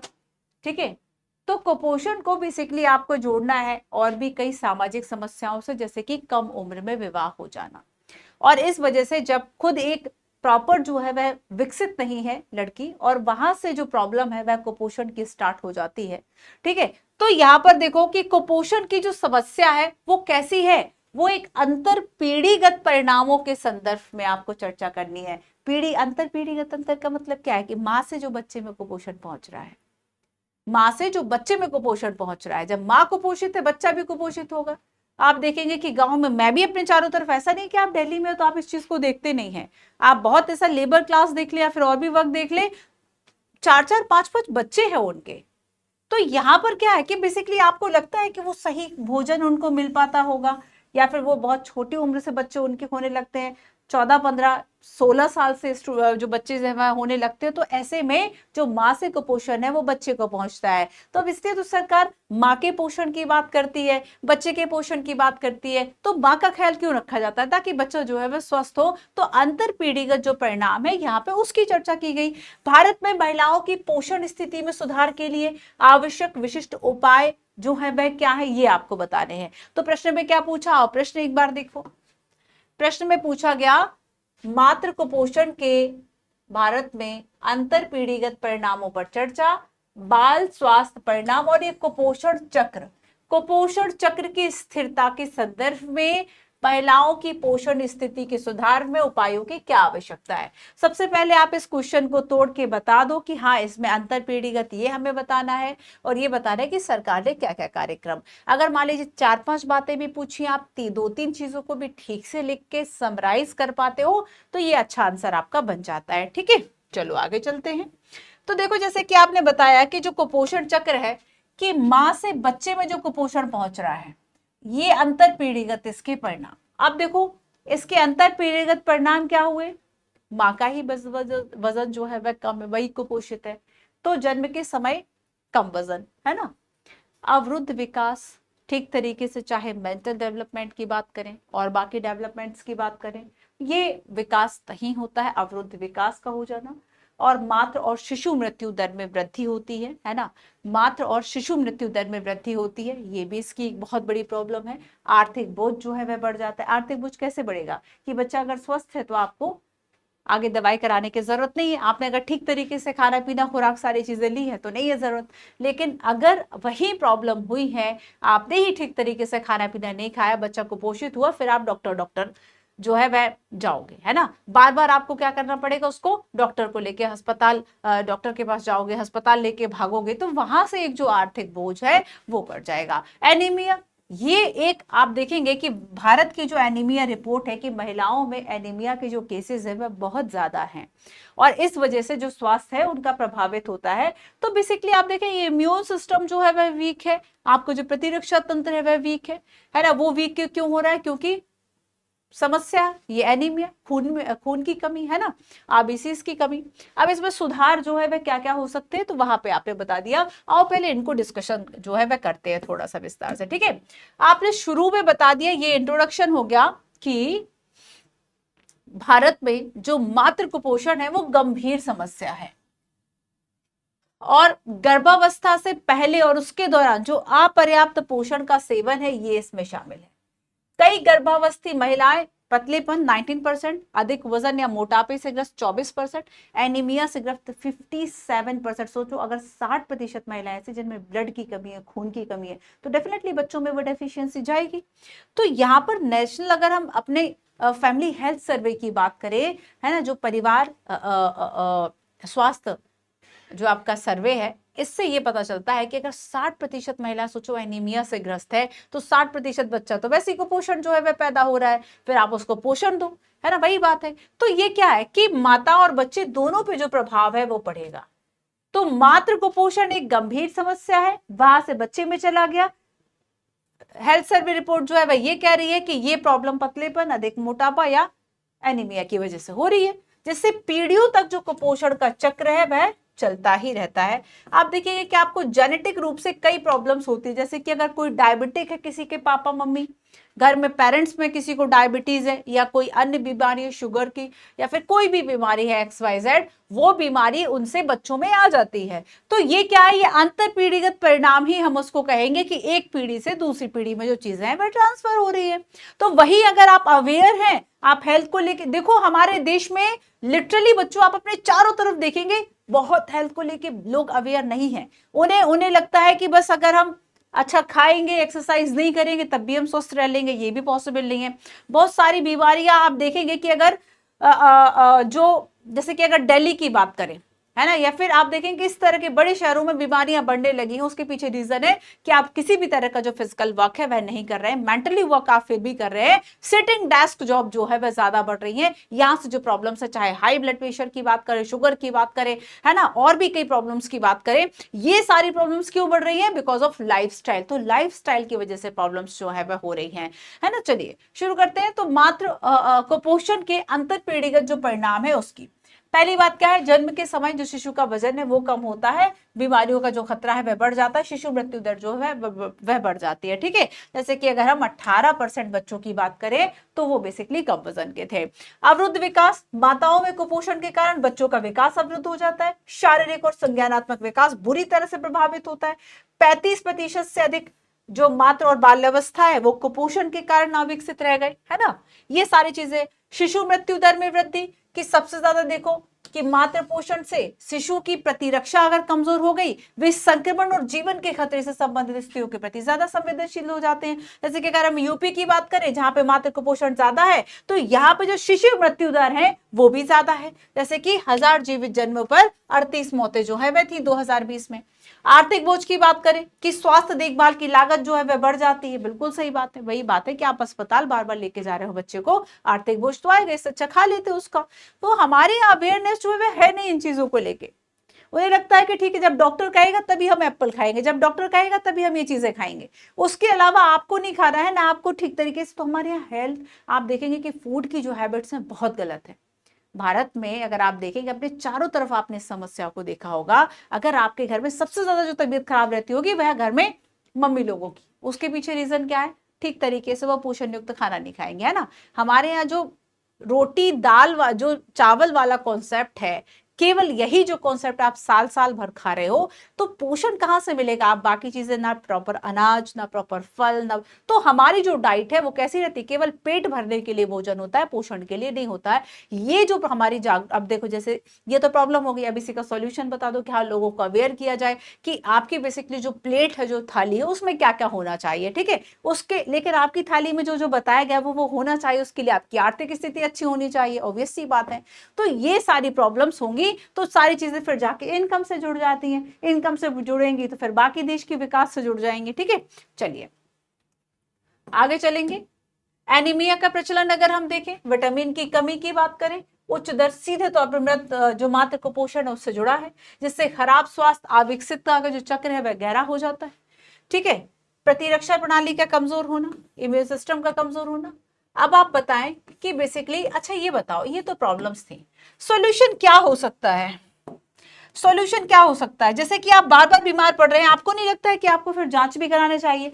हमारे देश में होता है क्या कि बीमार है, चलो पैरासीटामोल का, बुखार है, हाथ पैर दर्द है, पैरासीटामोल का। तो यहाँ पर ये जो PCM वाला हर आदमी डॉक्टर जो है वो बना हुआ है, उसको ये पता ही नहीं कि उसको आखिर है क्या, वो टैबलेट किस चीज से खा रहा है। आपको कोई भी प्रॉब्लम हो, कोई भी प्रॉब्लम होगा वही हाथ पैर दर्द हो रहे हैं, मतलब सारी चीजें वही होती है ना। तो यहाँ पर क्या है कि आप नियमित जो परीक्षण है वह नहीं करा रहे हैं, तो नियमित परीक्षण नहीं करा रहे, प्रॉब्लम हो गई, सॉल्यूशन भी आपका वही है कि आप रेगुलर जो चेकअप्स है वह कराएं। पता तो होना चाहिए, डायग्नोस कराओ प्रॉपर कि ये प्रॉब्लम है शरीर में, तब उसकी जाके जो ट्रीटमेंट है वह आप कराओ। तो ट्रीटमेंट किसी और चीज का चल रहा है कुछ और, तो ये एक प्रॉब्लम होती है। तो नियमित स्वास्थ्य जांच आप कराएं, सूक्ष्म पोषक तत्व जो है इसको समझें, खाद्य सुरक्षा कार्यक्रम जो सरकार चला रही है, खाद्य सुरक्षा कार्यक्रम, है ना, ऐसे लोग जो अफोर्ड नहीं कर सकते उनके लिए कम कीमतों पर भोजन देना। इसके अलावा ठीक है, ऐसे लोगों की पहचान करना बहुत जरूरी है कि जिनका आय स्तर बहुत कम है, जो खुद से अपने लिए पोषण युक्त भोजन की व्यवस्था नहीं कर पाते। यहाँ पे आप एक छत्तीसगढ़ गवर्नमेंट का जो एग्जाम्पल है वह दे सकते हैं कि अगर वह सार्वजनिक वितरण प्रणाली में या फिर इस तरह में वह फ्री राशन जो बांट रही है या फिर कम लागत पर जो राशन बांट रही है, बहुत कम मिनिमम से अमाउंट पर, जैसे 2-3 रुपए किलो में अनाज और गेहूं, तो उस चावल का फोर्टिफिकेशन वह कर दे, मतलब उसमें पोषक तत्व ऐड कर दे। जैसे कि चावल में विटामिन वगैरह नहीं होते तो विटामिन ऐड कर दे, ऐसी कुछ प्रक्रियाएं अपनाए। जैसे कि नमक में आयोडीन ऐड कर देना, ये उसका फोर्टिफिकेशन हो गया है ना। तो ये क्या एक तरीका हो गया कुपोषण को कम करने का, कि कुपोषित ज्यादातर वही जनता है सरकार जिसको फ्री राशन दे रही है ना। तो यहाँ पे ये जो है, मैं ज्यादातर की बात कर रही हूँ, है ना। कुपोषित तो वो बच्चे भी है जो दिल्ली में बहुत अच्छे हाई सोसाइटीज में बच्चे हैं और वो केवल पिज्जा बर्गर खा रहे हैं, कुपोषित वो भी बच्चा है। कि भले वो आपको बहुत ये मोटापे वाली समस्या होगी, तो कुपोषण ना केवल कम वजन का होता है बल्कि अधिक वजन का भी होता है। ये दोनों ही चीजें कुपोषण की बात हो गई, है ना। तो बायो फोर्टिफिकेशन जो है वह उस अनाज का कर देना, ये एक तरीका हो सकता है। मातृ पोषण का एकीकरण कर देना, है ना। तो ये सारे एक जो सुधार है वह हो सकते हैं जिससे कि हम कुपोषण से बच सकते हैं। सरकार की कुछ योजनाएं जो है वह आप बता दीजिए, है ना। सरकार की कुछ योजनाएं आप बता दीजिए कि जैसे कि सरकार क्या कर रही है, पोषण संबंधी परामर्श प्रदान कर दे। ठीक है, इसके अलावा एनीमिया मुक्त भारत पहल को मजबूत करना सरकार का एक कार्यक्रम है। पोषण गुणवत्ता में सुधार करने के लिए जो पीडीएस है, पीडीएस में जो फोर्टिफाइड पदार्थ हैं आप उसका शामिल कर ले। ठीक है, पोषण शिक्षा और परामर्श के बारे में आप उसको कुछ काम जो है वह करें। तो ये सारे कुछ कुछ काम हो सकते हैं। ठीक है, क्लियर। लास्ट में आप लिखे कि भारत में मातृ पोषण में जो सुधार है, कुपोषण के चक्र को तोड़ने और स्वस्थ पीढ़ियों को सुनिश्चित करने के लिए एक महत्वपूर्ण है। और लक्षित हस्तक्षेप, नवीन समाधान, मजबूत सरकारी पहल, अगर सरकारी योजनाओं में जो भ्रष्टाचार है उसको दूर किया जाए, सभी के लिए अधिक स्वास्थ्य समृद्ध भविष्य को एक बढ़ावा दे सकता है। ये आपका निष्कर्ष हो गया। क्लियर है। नेक्स्ट क्वेश्चन चले, नेक्स्ट क्वेश्चन चले। चलो अब नेक्स्ट क्वेश्चन में देखो क्या है। सरकारी खाद्य कार्यक्रम की निरंतरता, सरकार ने जो भी खाद्य कार्यक्रम चला रहा है, निरंतरता और उच्च कुपोषण दर किस तरीके से भारत में दर्ज की गई निम्न गरीबी दरों का खंडन करती है। अगर क्या लिखा है क्वेश्चन को समझो, निम्न गरीबी दर का खंडन करती है। हम तो कह रहे कि हमारे गरीबी कम है। अब इस बात का खंडन कौन कर रहा है, खंडन मतलब इस बात को गलत साबित कर रहा है कि अगर ऐसा होता कि सब लोग ठीक होते तो सरकार क्यों पीडीएस देती। जो लोग ठीक हैं क्या वो सरकार के दिए हुए राशन पर निर्भर हैं, जिनकी आर्थिक स्थिति ठीक है क्या वह सरकार के दिए हुए राशन पर निर्भर है। और अगर इस निर्भरता और सरकार खाद्य कार्यक्रम अगर लगातार चला रही है, ये बता रहा है कि हमारे यहाँ बहुत सारे ऐसे लोग हैं जो इस तरीके से खुद से खाद्यान्न भी अफोर्ड नहीं कर सकते। इसके अलावा उच्च कुपोषण की दर ये इस बात को प्रूव करती है कि हमारे यहाँ जो गरीबी है वह ज्यादा है। ठीक है, तो बस यही बताना है कि आखिर कौन कौन से ऐसे प्रोग्राम है और मेन बताना है कि गरीबी की जो दर है वो किस तरीके से है। ठीक है, तो सरकारी खाद्य कार्यक्रम का स्थायित्व, उच्च कुपोषण दर और भारत में जो स्थिति है वो कैसे गरीबी दरों के विपरीत हो रही। आगे बढ़ने के लिए कोई रास्ता जो है वह आप सुझा सकते हैं। ये कार्यक्रम हो गया। ठीक है, चलो तो इसमें क्या पूछा आपसे, सरकारी खाद्य कार्यक्रम और गरीबी दर, है ना, और कुपोषण ये कैसे एक दूसरे के विरोधी है। गरीबी दर है तभी तो सरकारी खाद्य कार्यक्रम जो है इनकी जो कॉन्टिन्यूटी है, निरंतरता है वो बनी हुई है। गर्म पानी, ठीक है। तो अब विरोधाभास आप विश्लेषण पहले करें। जैसे कि पोषण संबंधी पहुंच बनाम आय स्तर कम है तो आप पोषण युक्त भोजन नहीं ले सकते। खाद्य कार्यक्रम की अकुशलता, खाद्य कार्यक्रम है तो लेकिन अगर हम उसकी भ्रष्टाचार की बात करें या फिर हम उन लोगों तक नहीं पहुंचा पा रहे जिनको वास्तव में जरूरत है, तो ये अकुशल एक तरीका हो गया। प्रच्छन्न गरीबी का भेदता, है ना, एक जो छुपी हुई गरीबी है। इसके अलावा आर्थिक बनाव मानव विकास। तो ये कुछ ऐसे विरोधाभासी विश्लेषण है जिसको आपको समझना है। सबसे पहले आओ देखते हैं कि आप प्रस्तावना में क्या लिख सकते हैं। प्रस्तावना में आप बताइए, जैसे कि हम राष्ट्रीय बहु, देखो आपने फैक्ट से शुरू कर सकते हैं। आप स्टार्ट कैसे कर सकते हैं कि अगर हम समझो इस बात को कि एक आपको एक स्थिति जो है प्रूव करनी है कि गरीबी दर क्या है, तो गरीबी दर के लिए आप रिपोर्ट से स्टार्ट कर सकते हैं। और रिपोर्ट के लिए जो राष्ट्रीय बहुआयामी गरीबी सूचकांक है, आप बताएं कि ये जो गरीबी सूचकांक है ना, वो बेसिकली ये बता रहा है कि 29% से जो घट के गरीबी है वो कितनी हो गई है। तो 2013 की बात कर ली और 2023 की बात कर ली, तो हमने ये बता दिया बच्चों कि ये जो 10 वर्ष थे ना, इस 10 वर्ष में हमारे यहाँ जो गरीबी है वो देखो कितने ज्यादा परसेंट कम कर दी, कि लगभग आपको इसमें 20% का फासला दिख गया।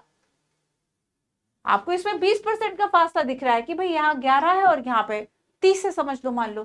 तो यहाँ पे फिर भी पीडीएस जैसे खाद्य कार्यक्रम 80 करोड़ गरीब लोगों के लिए जारी है।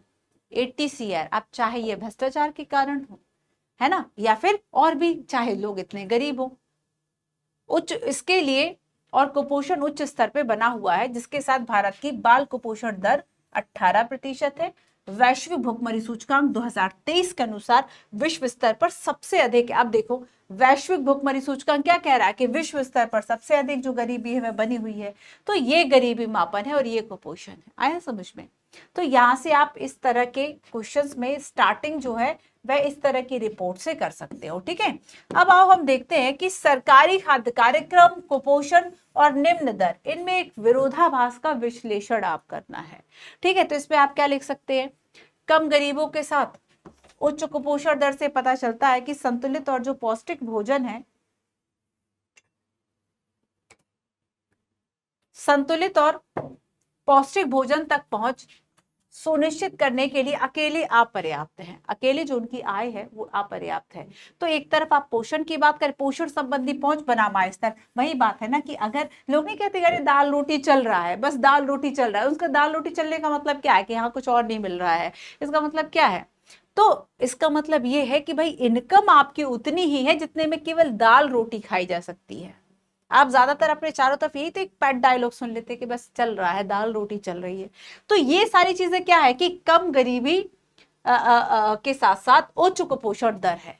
ठीक है, जैसे कि पहुंच सुनिश्चित करने में पोषण संबंधी शिक्षा, स्थानीय खाद्य उपलब्धता, परिवहन, सरकारी नीतियां, खाद्य बैंक जैसे सामुदायिक पहल, ये कई और कारक भी इसमें शामिल है। इसके अलावा आप बात करें, सेकंड है खाद्य कार्यक्रम में आकुशल। तो पहले आपने बता दिया पोषण और आय, दूसरा आप आय बढ़ेगी तो डेफिनेटली पोषण बढ़ेगा, आप फल फ्रूट और बाकी चीजें खाना सीखेंगे, है ना। खाद्य कार्यक्रम में आकुशलता, सार्वजनिक वितरण प्रणाली जैसे खाद्य कार्यक्रम तो है लेकिन कुपोषण निरंतर है, तो इसके कारण पीछे है भ्रष्टाचार, है ना, रसद संबंधी समस्या, प्रणाली की अकुशलता, ये सारी चीजें, जरूरतमंद को पर्याप्त खाद्य वितरण जो है वह पहुंच नहीं पाता।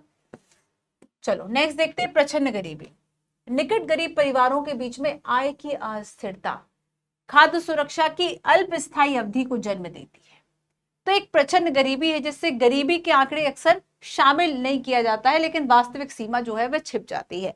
तो समटाइम्स क्या होता है कि सरकार ने जो डेटा बना रखा है, जैसे कि जो बीपीएल कार्ड वाले, बिलो द पॉवर्टी लाइन, तो एक लाइन जो है वह बना ली कि इस लाइन के नीचे जो होंगे उनको हम फ्री राशन जो है वह देंगे। ठीक है, हम इनको राशन देंगे मुफ्त में, कई चीजों की बात यहाँ पर कर दी।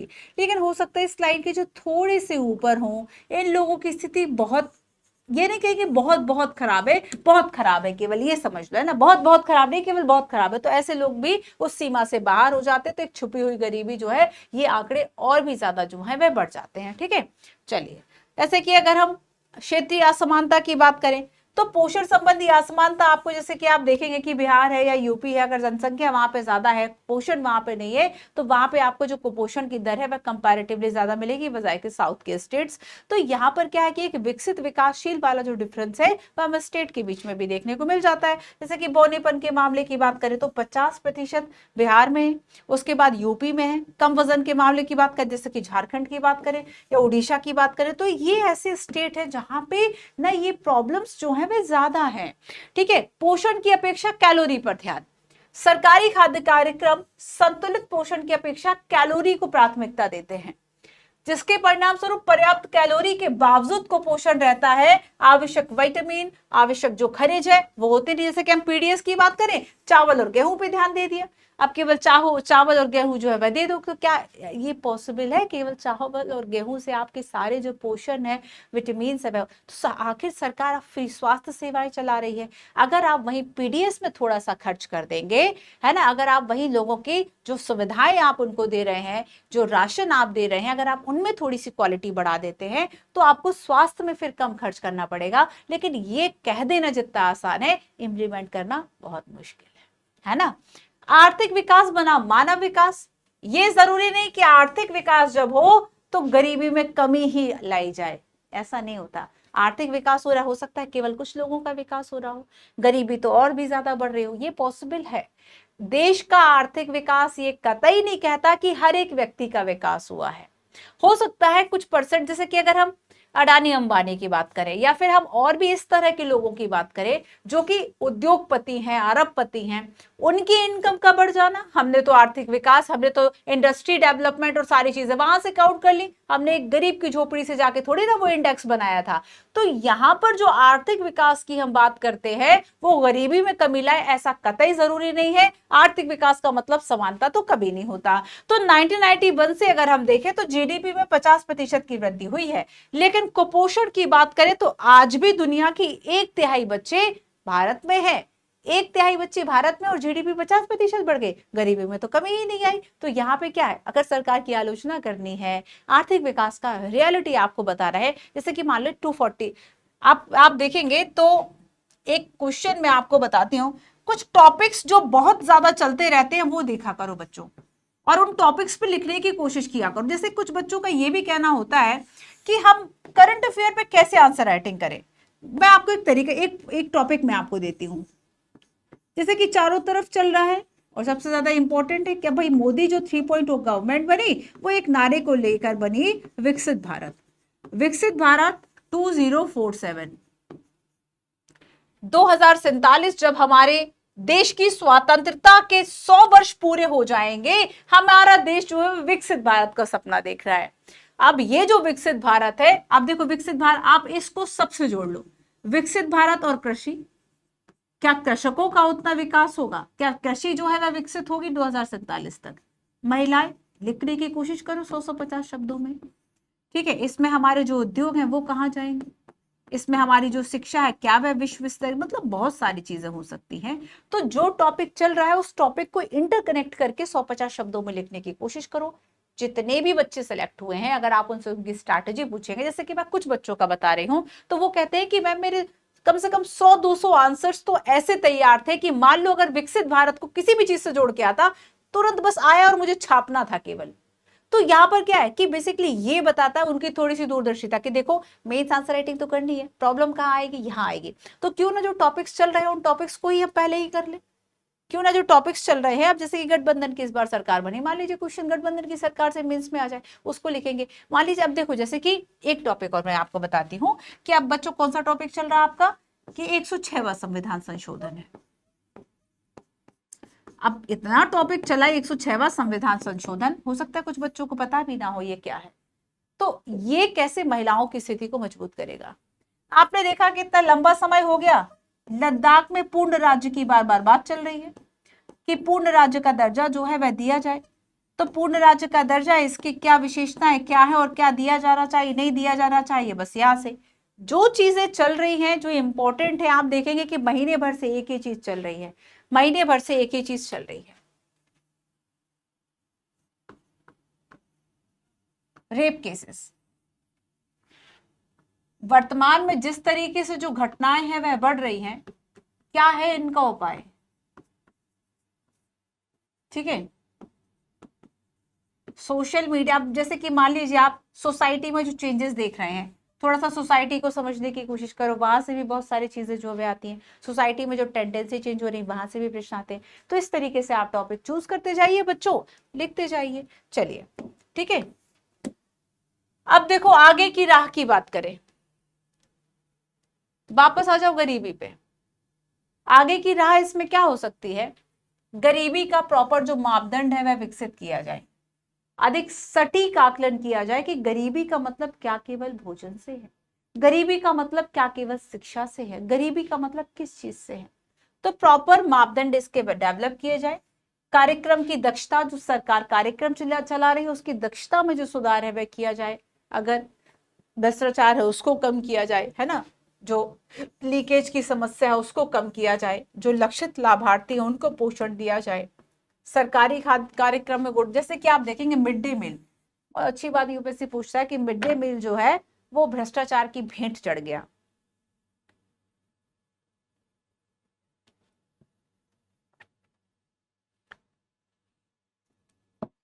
पता चला एक आलू में पूरी सब्जी जो है वह पूरे 100 बच्चों ने खाना खा लिया।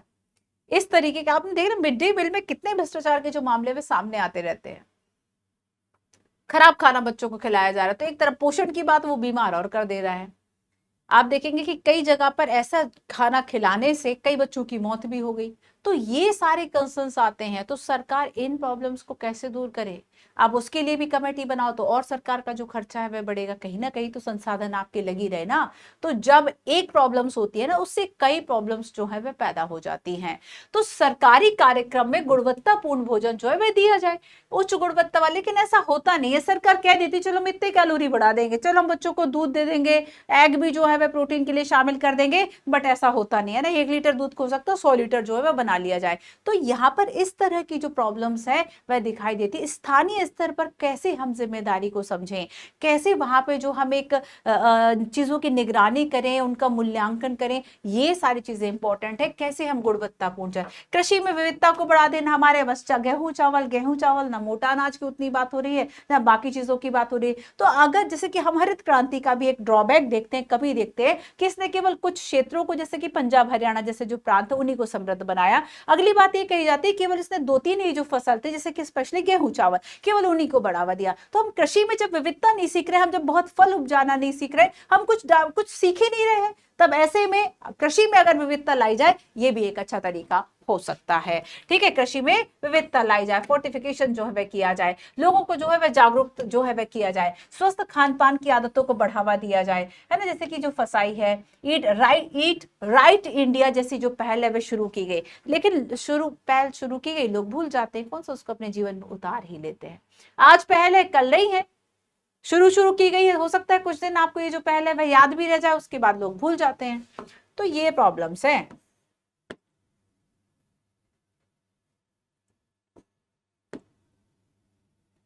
चलिए नेक्स्ट क्वेश्चन, क्वेश्चन नंबर 5।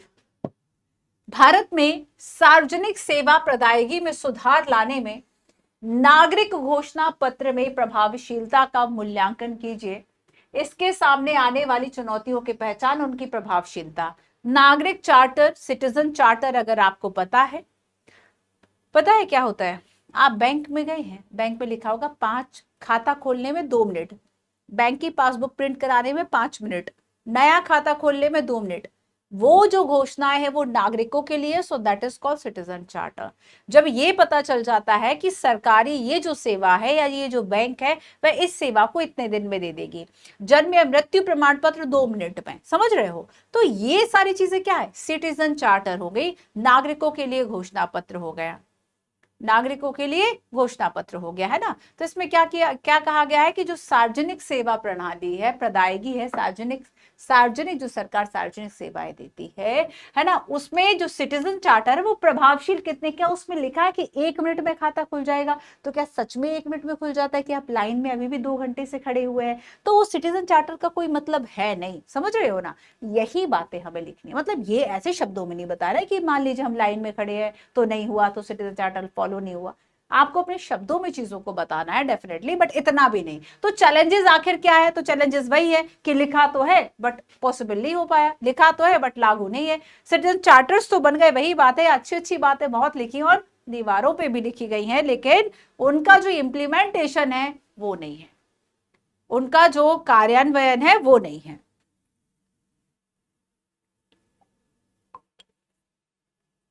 ना।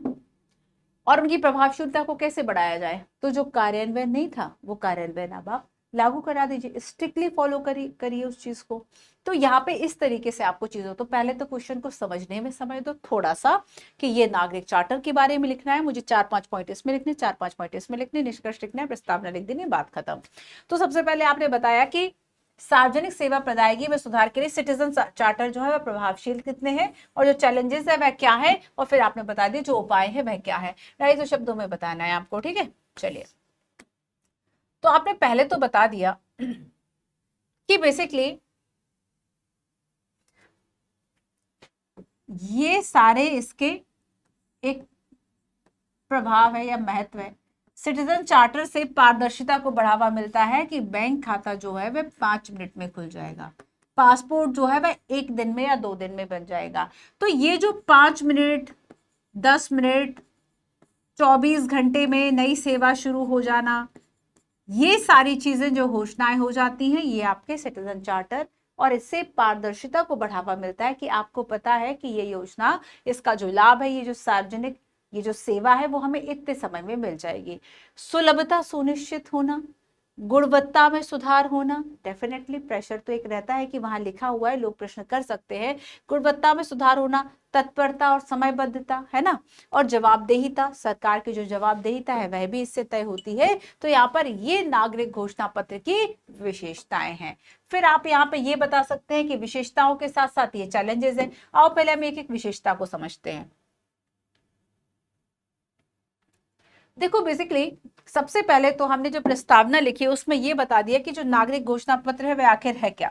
हमने 1997 में इसको मुख्यमंत्रियों के सम्मेलन में स्वीकार किया था, और इसका मुख्य मतलब है कि नागरिकों को जो सेवाएं दी जा रही हैं उसके लिए क्या प्रतिबद्धता है। जो सरकारी संगठन है, नागरिकों को दिए जाने वाली प्रतिबद्धता का एक दस्तावेज है जिसमें उनके द्वारा जो सेवाएं दी जा रही हैं उन सेवाओं का एक जो समय है वह जवाबदेहिता और सेवा मानकों पर यह बल देगा। इसका उद्देश्य क्या है? सार्वजनिक सेवा प्रदायगी और दक्षता में पारदर्शिता को बढ़ा। किसी को पता ही नहीं है कि बैंक का खाता जो है 10 दिन में खुलेगा। उसने कह दिया इतनी जल्दी सरकारी काम नहीं होते, रुक जाओ, सरकारी काम है 4 दिन बाद होगा, वहां लिखा हुआ है। और इसमें एक टोल हेल्पलाइन जो नंबर है वह भी दिया है, टोल फ्री नंबर दिया है, हेल्पलाइन नंबर दिया है। यहाँ पे शिकायत, वो बात हो रही है कि वो नंबर लगे ना लगे, वो नंबर लगे या ना लगे ये डिफरेंट थिंग है, बट वो दिया हुआ है कि हाँ इतने में सेवा, तो आप एक जागरूक अवेयर तो हो ही जाते हैं ना। तो यहाँ पर क्या है कि बेसिकली नागरिकों को दी जाने वाली जो प्रतिबद्धता है, जो सेवाओं की प्रतिबद्धता है, वो शामिल है। तो इसमें भूमिका जो है वह पीडीएस में सुधार लाने की आखिर वह भूमिका क्या है नागरिक चार्टर की। तो सबसे बड़ी बात है कि जानकारी बहुत अनिवार्य है और इसी जानकारी से प्रोत्साहन को जो बढ़ावा है वह मिलता है। जैसे कि उदाहरण की अगर हम बात करें तो पासपोर्ट सेवा परियोजना प्रसंस्करण जो है इसके बारे में एक विस्तृत जानकारी दिया जाता है, जिससे कि जो पारदर्शिता है वह बढ़ जाती है। अगली बात हम लिखेंगे सुलभता सुनिश्चित कराना। नागरिक घोषणा पत्र यह सुनिश्चित करेंगे कि सभी नागरिकों को सेवाएं आसानी से उपलब्ध हो, विशेष रूप से जो कमजोर और वंचित समूह हैं इनकी आवश्यकताओं पर ध्यान केंद्रित किया जाए। जैसे कि आयकर विभाग ऑनलाइन सेवाओं की शुरुआत करने के लिए रिटर्न दाखिल करना और रिफंड ट्रैक करना सभी के लिए सुलभ हो गया। तो अब इनकम टैक्स डिपार्टमेंट की वेबसाइट है, उस पर आप अपना जो प्रॉपर आईडी नंबर है, सारी चीजें वो डालो, आपको सारी चीजें मिल जाएंगी। कितना इनकम टैक्स कट गया, कितना आपका टीडीएस जो है वह आ गया, इतने दिन में आपका टीडीएस जो है वह आ जाएगा, ये सारी चीजें आपको पता चल जाती है। तो एक सुलभता जो है वो सुनिश्चित हो जाती है। सेवा की गुणवत्ता में सुधार जो है वह होता है ना, त्वरित और प्रभावी उच्च गुणवत्ता। जैसे कि अगर हम रेल सेवाओं की बात करें, ट्रेन कब आएगी, कितनी लेट है, आजकल यात्री डिजी ऐप, मतलब जाने कितने तरीके की चीजें हो गई है, कितने तरीके के एप्लीकेशन है, रेल यात्री एप्लीकेशंस, जिसमें कि आपको प्रॉपर 2-4 मिनट का अंतर मिले तो मिले, आपको एक्यूरेट जो जानकारी वो ट्रेन की मिल जाती है कि अब ट्रेन इतनी लेट है, अब ट्रेन इतनी लेट है, अब यहाँ पर आ गई, अब इस स्टेशन पे आ गई, यहाँ पे 2 मिनट का स्टॉप है, इस प्लेटफॉर्म पे आएगी। सेवाओं में सुधार ही तो है। सोचो, पहले अगर आपको नहीं पता कि कहाँ पे आएगी ट्रेन, कैसे आएगी, आप किससे पूछ रहे हो, किसी ने गलत बता दिया, पता चला ट्रेन छूट गई। अब आपको सारी चीजें पता है। अगर ट्रेन लेट आई, आपको स्टेशन पे 10 घंटे नहीं बैठना कि ट्रेन आज की है, कल आएगी ट्रेन, पता नहीं कब आएगी ट्रेन। अब पता है कि भाई ट्रेन अब आएगी, इतने समय में आएगी। वो क्या है कि बेसिकली रेल गुणवत्ता में सुधार होना, ठीक है। तत्परता, तो सेवाओं की समय पर प्रदायगी, कह दिया कि अगर आपका पासपोर्ट एक हफ्ते में मिल जाएगा, तो आप फिर प्रश्न कीजिए। तो यहाँ पर क्या, जैसे कि भारतीय रेलवे की बात करें, तत्काल बुकिंग प्रणाली है। पहले बड़ी समस्या होती थी, टिकट बुक कराओ, लाइन में लगो, सारी चीजें, ट्रेन का टिकट कराना, तत्काल कराना, सारी चीजें, उसमें भी वो है, पता नहीं था कि कितना पैसा लगेगा कितना नहीं, पता चला एजेंट वगैरह से कराए तो 1000 के आपसे 2000 रुपए ले ले, 2500 ले ले। तो अब क्या है कि अगर आप तत्काल भी देखेंगे तो जो आपका रेलवे का एप्लीकेशन है आईआरसीटी वाला, उसमें आप बुकिंग सारी चीजें खुद करवा सकते हैं ना। तो ये सारी चीजें क्या है कि आपको आप पहले से बेहतर जो सेवाएं हैं वह मिल रही, और डेफिनेटली अगर हम जवाबदेही सशक्तिकरण की बात करें तो ये होता है। ठीक है, चलो आगे हम देखेंगे कि बेसिकली ये तो थी भूमिका। अगली बात आती है कि इसके जो चैलेंजेस है वह क्या है। चैलेंजेस क्या है, चुनौतियां आखिर इसकी क्या है। चुनौतियां ये है कि लोग जागरूक ही नहीं है, और ये जागरूकता का अभाव हर एक चीज में चैलेंज को लेके आप लिख सकते हैं।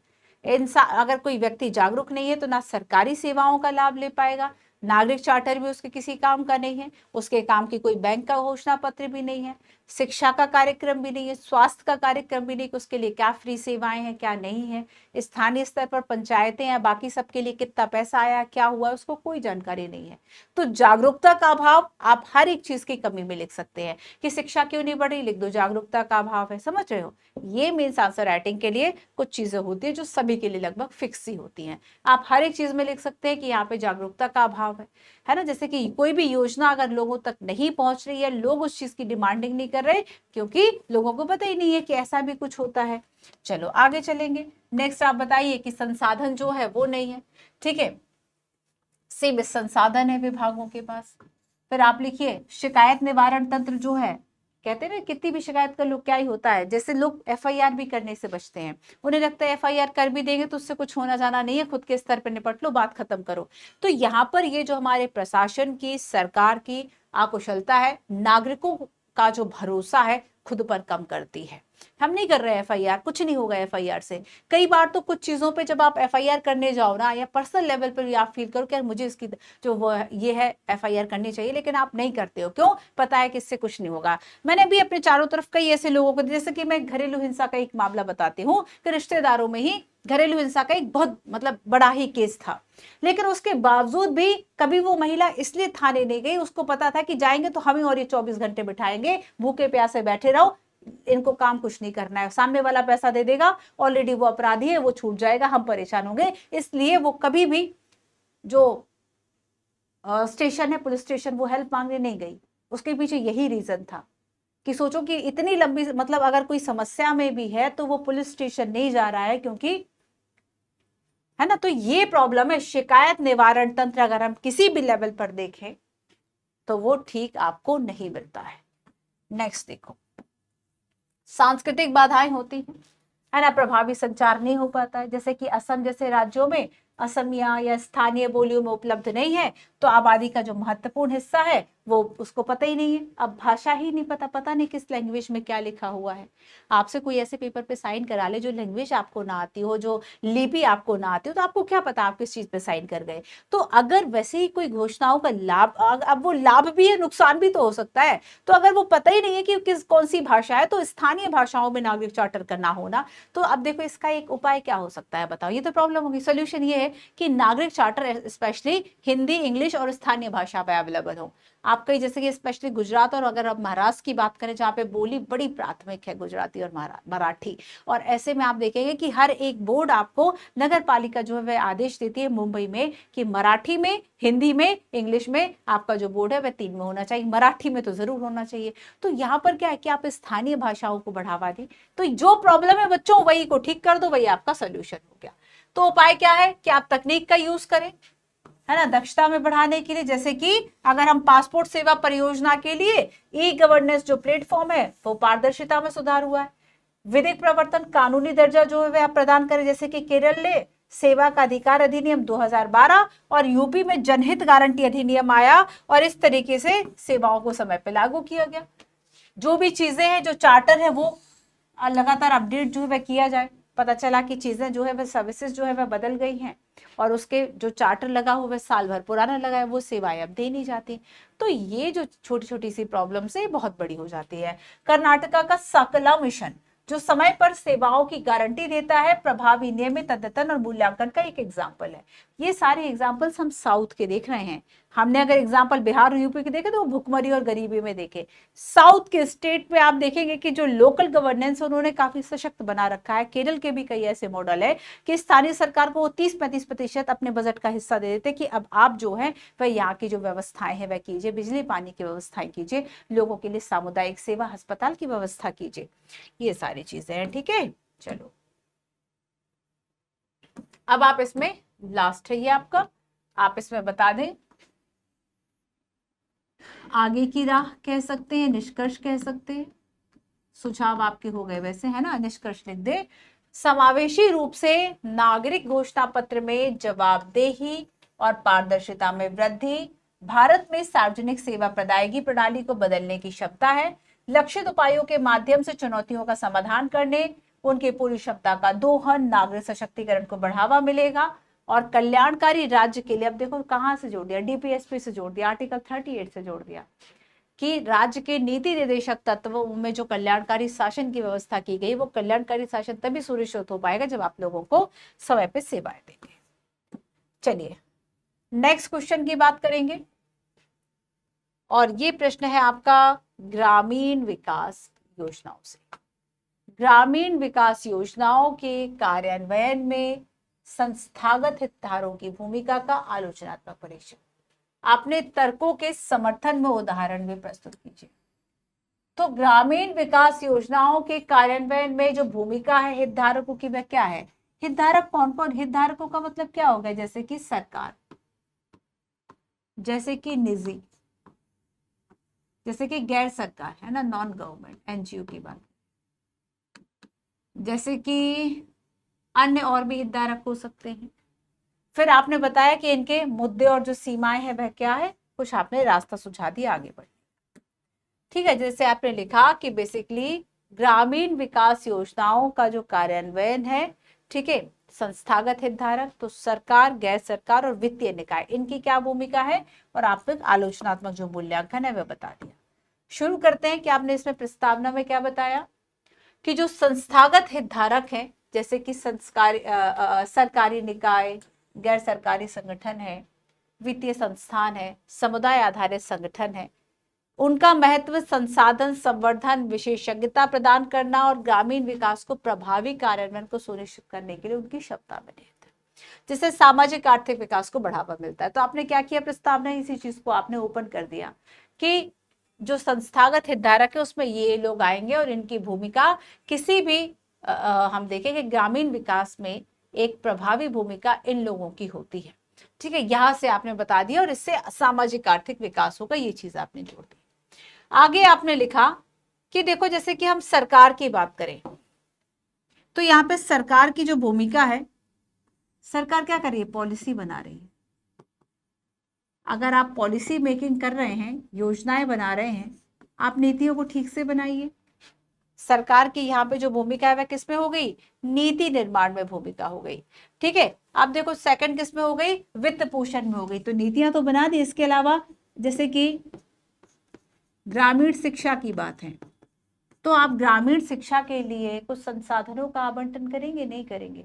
उस संसाधन के आवंटन के लिए, है ना, जरूरी है विकास होगा, लेकिन विकास के लिए शिक्षा जरूरी है, शिक्षा के लिए वित्त जरूरी है। तो सरकार जो है वह वित्त दे दे, पॉलिसी मेकिंग कर ले, वित्त कर ले, संसाधन जो नहीं थे वो संसाधन उपलब्ध करा दे, जो संसाधन नहीं थे वो जो संसाधन है वो उपलब्ध करा दे, है ना। तो ये सारी चीजें जो है वह इसमें शामिल हो गई। इसके अलावा हम देखेंगे कि जैसे कि अब जो गैर सरकारी तंत्र वहां काम कर रहे हैं, ठीक है, तो ये गैर सरकारी तंत्र क्या है, ये देखें कि जो योजनाएं हैं वो क्या किस तरीके से लागू की जा रही हैं, लोगों को जागरूक करने का काम करे। इसके अलावा दूसरी बात ये हो सकती है कि जो ये गैर सरकारी तंत्र है ये कुछ उपाय सुझाए, नवीन उपाय लोगों के लिए भी और सरकार के लिए भी। तो इस तरह की भूमिका जो है वह गैर सरकारी की हो सकती है। आगे हम देखेंगे कि नेक्स्ट अगर हम बात करें कि अन्य वित्तीय संस्थान है वो क्या करें, जैसे कि मान लीजिए किसी तरह के जो बैंक है वो काम कर रहे हैं, या फिर कुछ ऐसे सूक्ष्म बैंक है जो बहुत छोटा लोन देते हैं, किसानों को लोन दे रहे हैं, कृषि बैंक है, तो ये वित्तीय निकाय क्या करें, ये वित्तीय निकाय जो है वह ऋण प्रबंधन की का काम करें, कि जो गांव है अगर, तो गांव में लोग खेती किसानी कर रहे हैं तो उनके लिए पैसा मिल जाएगा, है ना, ऋण मिल जाएगा। तो लोन के लिए जो काम है वह वित्तीय विकास के लिए जो वहां पे वित्तीय निकाय है वो कर सकते हैं। ऋण प्रबंधन कर सकते हैं, जोखिम प्रबंधन कर सकते हैं, सरकार के बीच में, लोगों के बीच में भी एक कड़ी का काम कर सकते हैं। तो यहाँ पे अलग अलग हितधारक अपनी जो भूमिका है वो उनकी बेसिकली होनी चाहिए, है ना, तभी जो ग्रामीण विकास है वह होगा। ये आपने देख लिया। अब आगे देखो। अच्छा, इसमें कुछ एग्जांपल्स मैं आपको बताती हूँ।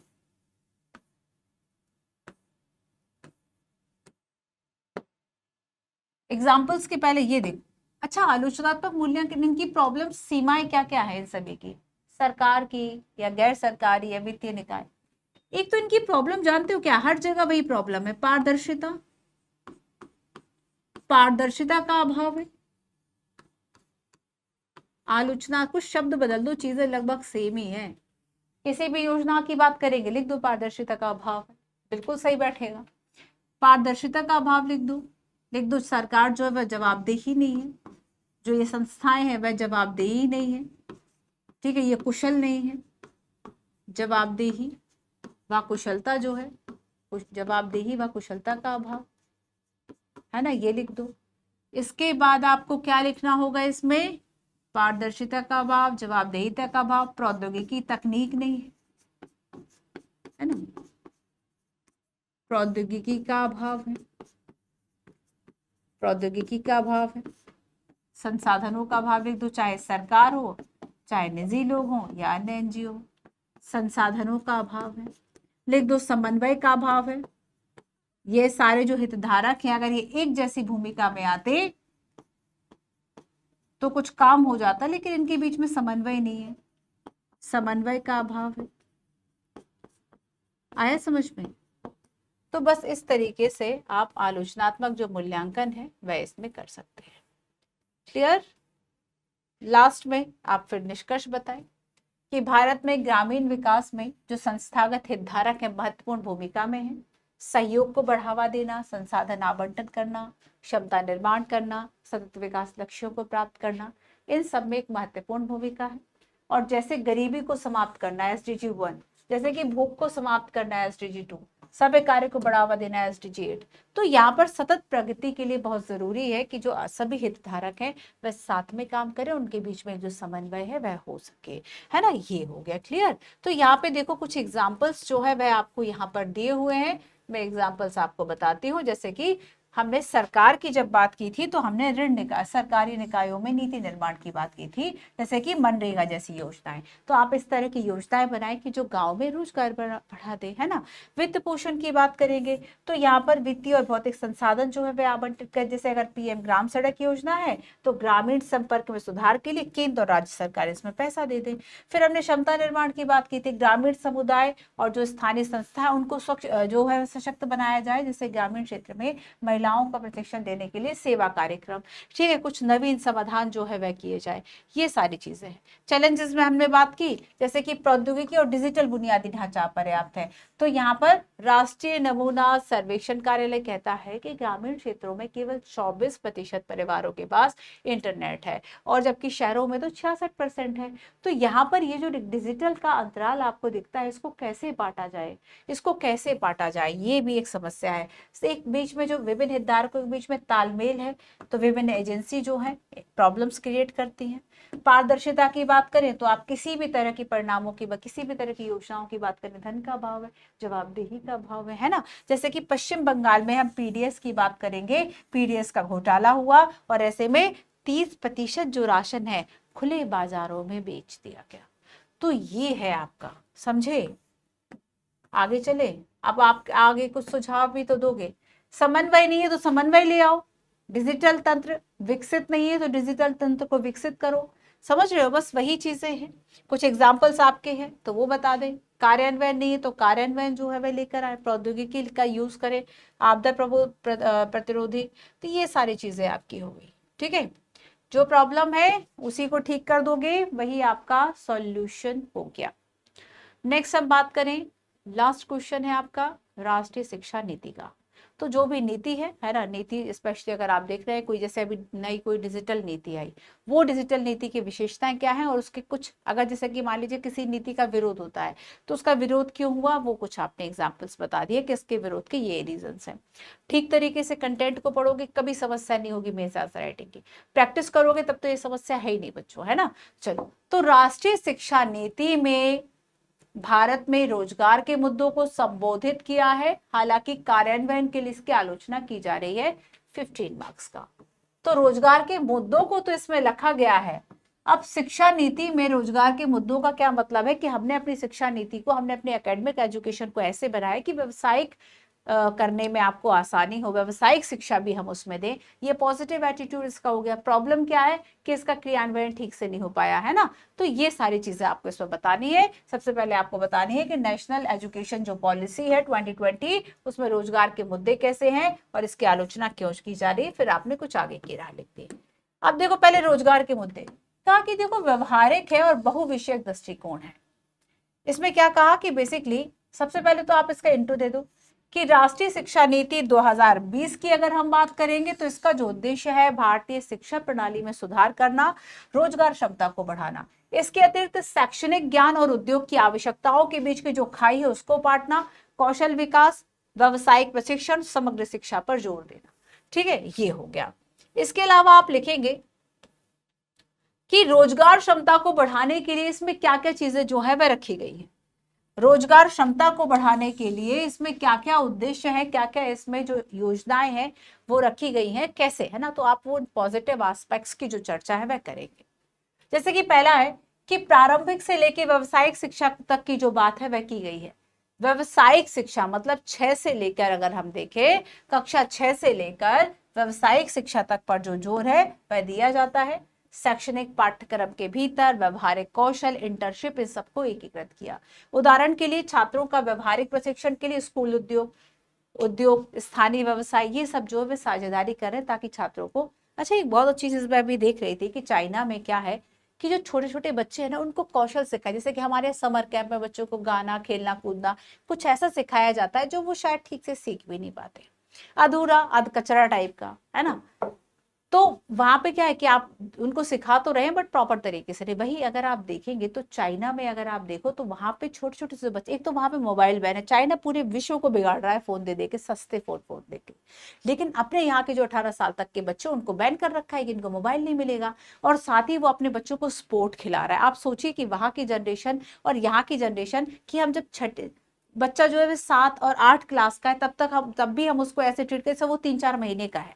हमने उसको क्या कैसे ट्रीट किया, 3-4 महीने का बच्चा है। और वही चाइना में क्या हो रहा है, चाइना में छोटे छोटे से बच्चों के बीच में आप देखिए वो कितने स्किल्ड है, वो ताइक्वांडो कर रहे हैं, कराटे सीख रहे हैं, वो स्पोर्ट बहुत बहुत स्किल्ड तरीके से वो फुटबॉल खेल रहे हैं, बहुत छोटे छोटे से बच्चे स्विमिंग कर रहे हैं। ये सारी चीजें, ये एटीट्यूड आपको इंडिया में पेरेंट्स का नहीं देखने को मिलता, क्योंकि वो 7-8 साल के तक के बच्चे को ऐसे ही ट्रीट करते हैं कि मान लो वो 1 साल का बच्चा है।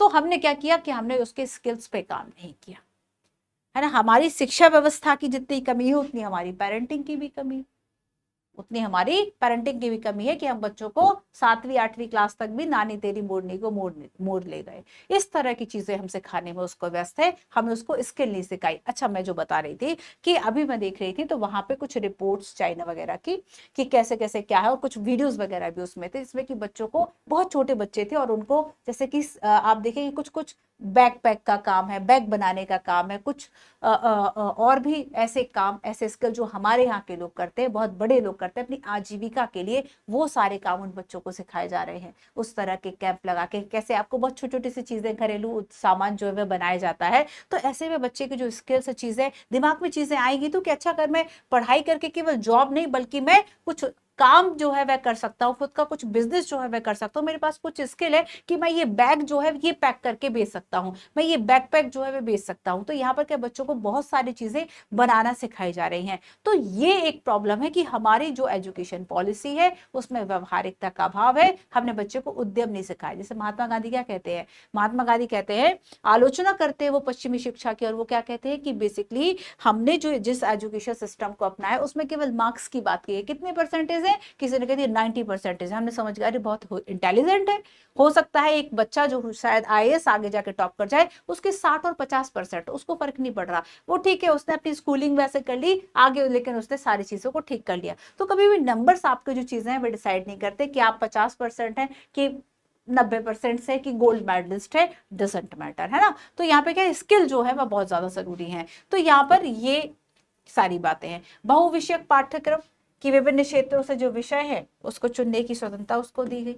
ठीक है, महत्वपूर्ण कौशल पर ध्यान देना, आलोचनात्मक सोच, समस्या समाधान क्षमता, डिजिटल साक्षरता, आधुनिक नौकरी बाजार की जटिलता को समझना, तकनीकी प्रगति, जैसे कि आज कोई बिजनेस कर रहा है बट वो डिजिटल फ्रेंडली ही नहीं है, वो जान ही नहीं रहा कि उसका जो सामान है वो ऑनलाइन भी बेच सकता है, वो समझ ही नहीं रहा इस बात को, तो वो बाकी लोगों से पीछे हो जाएगा। तो ऐसे में क्या है कि महत्वपूर्ण कौशल पर ध्यान देने के लिए हमारी ये जो नई शिक्षा नीति है वो काम करेगी। जैसे कि अगर हम सीबीएसई की बात करें तो 6 से 12 तक की जो एआई को एक विषय के रूप में शामिल कर दिया है ना, जिससे हमारे समाज पर बेसिकली इसकी समझ जो है विकसित होगी। तो सरकार जो पाठ्यक्रम में नई चीजों को शामिल कर रही है कि ये तकनीक है, ये तकनीक एआई को शामिल कर दी, तो लोग परिचित होंगे ना कि आर्टिफिशियल इंटेलिजेंस जैसा भी कुछ है। ठीक है, इसके अलावा देखो, इसके अलावा छात्रों का समग्र विकास ध्यान देना, ये इसका उद्देश्य है। जैसे कि 10+2 प्रणाली के स्थान पर 5+3+3+4 ये प्रणाली की जो शुरुआत है वह कर दी गई। ठीक है, उच्च शिक्षा में जो सुधार है वह किया गया, सीखने की कला जो है वह किया गया है ना। अब देखो इसकी कुछ आलोचनाएं भी हैं। आलोचना क्या है, क्रेडिट आधार जो प्रणाली है उससे संबंधित समस्याएं हैं कि हम अक्सर विभिन्न जो संस्थान है उसके जो क्रेडिट संचय है उसमें लग जाते हैं, और जो एक सार्थक एक जो शैक्षणिक जुड़ाव होता है उसको प्राथमिकता देते हैं। तो यहाँ पर क्या है कि एक ऐसा जो लचीला जो तंत्र बना दिया गया है क्रेडिट आधारित, तो ये जो प्रॉब्लम है कि आप किसी संस्था से वैसा जो अटैचमेंट है सारी चीजें वो सब नहीं होगी। ठीक है, इसके अलावा सेकंड हम कहें कि पाठ्यक्रम में कटौती जो है वह कर दी गई है। जैसे कि यहाँ पे एक एग्जाम्पल दिया है वॉल्ट विटमैन की, अगर हम पैसेज टू इंडिया की बात करें जो कि 255 पहले पंक्तियां हुआ करती थी वो केवल 68 पंक्तियां हो गई। एक बार मैं आपको बता दूं, जिसके आप पुरानी एनसीईआरटीज पढ़ो, पुरानी 3 एनसीईआरटीज आप पढ़ लो, उन 3 एनसीईआरटीज में आपका जो आपके 11th-12th क्लास की है मिडाइवल एंशिएंट मॉडर्न वाली है ना, वो एनसीईआरटी पढ़ लो, आपको सब समझ में आए। आधुनिक आप जो अभी 2024 वाली एनसीईआरटी देखेंगे उसमें काफी सारे चैप्टर्स को हटा दिया गया है, उसमें बहुत पाठ्यक्रम जो बहुत सरल बहुत छोटा कर दिया गया है। तो पहले की जो क्लिष्टता थी ना चीजों की, वो अब पाठ्यक्रम को बहुत छोटा कर दिया। तो ये भी एक प्रॉब्लम हुई है ना, ये एक प्रॉब्लम हुई है कि जो मुख्य पाठ्यक्रम है वही काट दिया। मुख्य पाठ्यक्रम को कमजोर करना, डोमेन विषय के ज्ञान की जो गहराई है वो कम हो जाती है, बहुत उथला सा जो है वह बनाया गया है। ठीक है, जैसे कलकत्ता के अगर हम सेंट जेवियर विश्वविद्यालय की बात करें उसमें अर्थशास्त्र ऑनर्स के 8 में से केवल एक ही सीधे तौर पर अर्थशास्त्र से संबंधित है, 8 पाठ्यक्रम में से केवल एक है ऐसा, ये एक प्रॉब्लम है। ठीक है, छात्रों के ऊपर मूल्यांकन का बोझ, निरंतर मूल्यांकन लगातार, जैसे कि आप देखें कि पहले साल में एक परीक्षा हो रही है वही टेंशन थी, आप सेमेस्टर कर लो, आप डबल सेमेस्टर कर लो, फिर और भी जो एग्जाम्पल बीच में एग्जाम सब है ले लो, कुछ प्रोजेक्ट वगैरह, तो जो मूल्यांकन का जो बोझ है वो बढ़ गया है ना, है ना, ये वाली चीजें हैं। क्लियर है। अब इसके आप कुछ उद्देश्य जो उपाय जो है वह बता सकते हैं कि उपाय क्या है कि जो शिक्षण प्रशिक्षण है वह बढ़ाया जाए, जो शिक्षक है जो प्रशिक्षित शिक्षणों को, अगर शिक्षक को ज्यादा आएगा तो वो बच्चे को ज्यादा सिखा जाएगा, शिक्षक कमजोर होगा बच्चे को कम सिखा पाएगा, तो शिक्षकों को भी सिखाने पे ध्यान दिया जाए, ये एक उपाय है। जैसे कि सरकार क्या करे, सरकारी स्कूलों के जो शिक्षक है उनका ट्रेनिंग प्रोग्राम, उनकी स्किल चेक करना, उनको खुद आ रहा है नहीं आ रहा, कि बच्चे को काऊ की जगह बफेलो की स्पेलिंग तो नहीं याद करा रहे, तो इस तरह की चीजें आप देखेंगे कि सरकार कई इस तरह की योजनाएं कर रही है, ये एक उपाय हो सकता है ना। बुनियादी ढांचा में निवेश करना, ये बहुभाषी शिक्षा को बढ़ावा देना, जैसे कि सुगम बनाने के लिए राष्ट्रीय अनुवाद मिशन, ये चीजें अगर आप करंट अफेयर पढ़ोगे आपको याद रहेगा, यूज तब करना याद रहेगा जब प्रैक्टिस करोगे। तो इस तरीके से आपको कुछ बता देना, जैसे कि जागरूकता, समावेशी विकास, ठीक है, ये सारी चीजें। तो यहाँ पे आपने देखा कि बेसिकली इसकी आलोचना किस बात पे, क्रेडिट, पाठ्यक्रम कटौती, मुख्य पाठ्यक्रम को कमजोर करना, छात्रों का मूल्यांकन पर दबाव, ये आलोचना है। और आगे आपने क्या बता दिया कि इसका जो उपाय है वह क्या है। तो जो प्रॉब्लम्स हैं उसी को दूर करना, ये इसका उपाय हो गया। क्लियर है? क्लियर है इतना?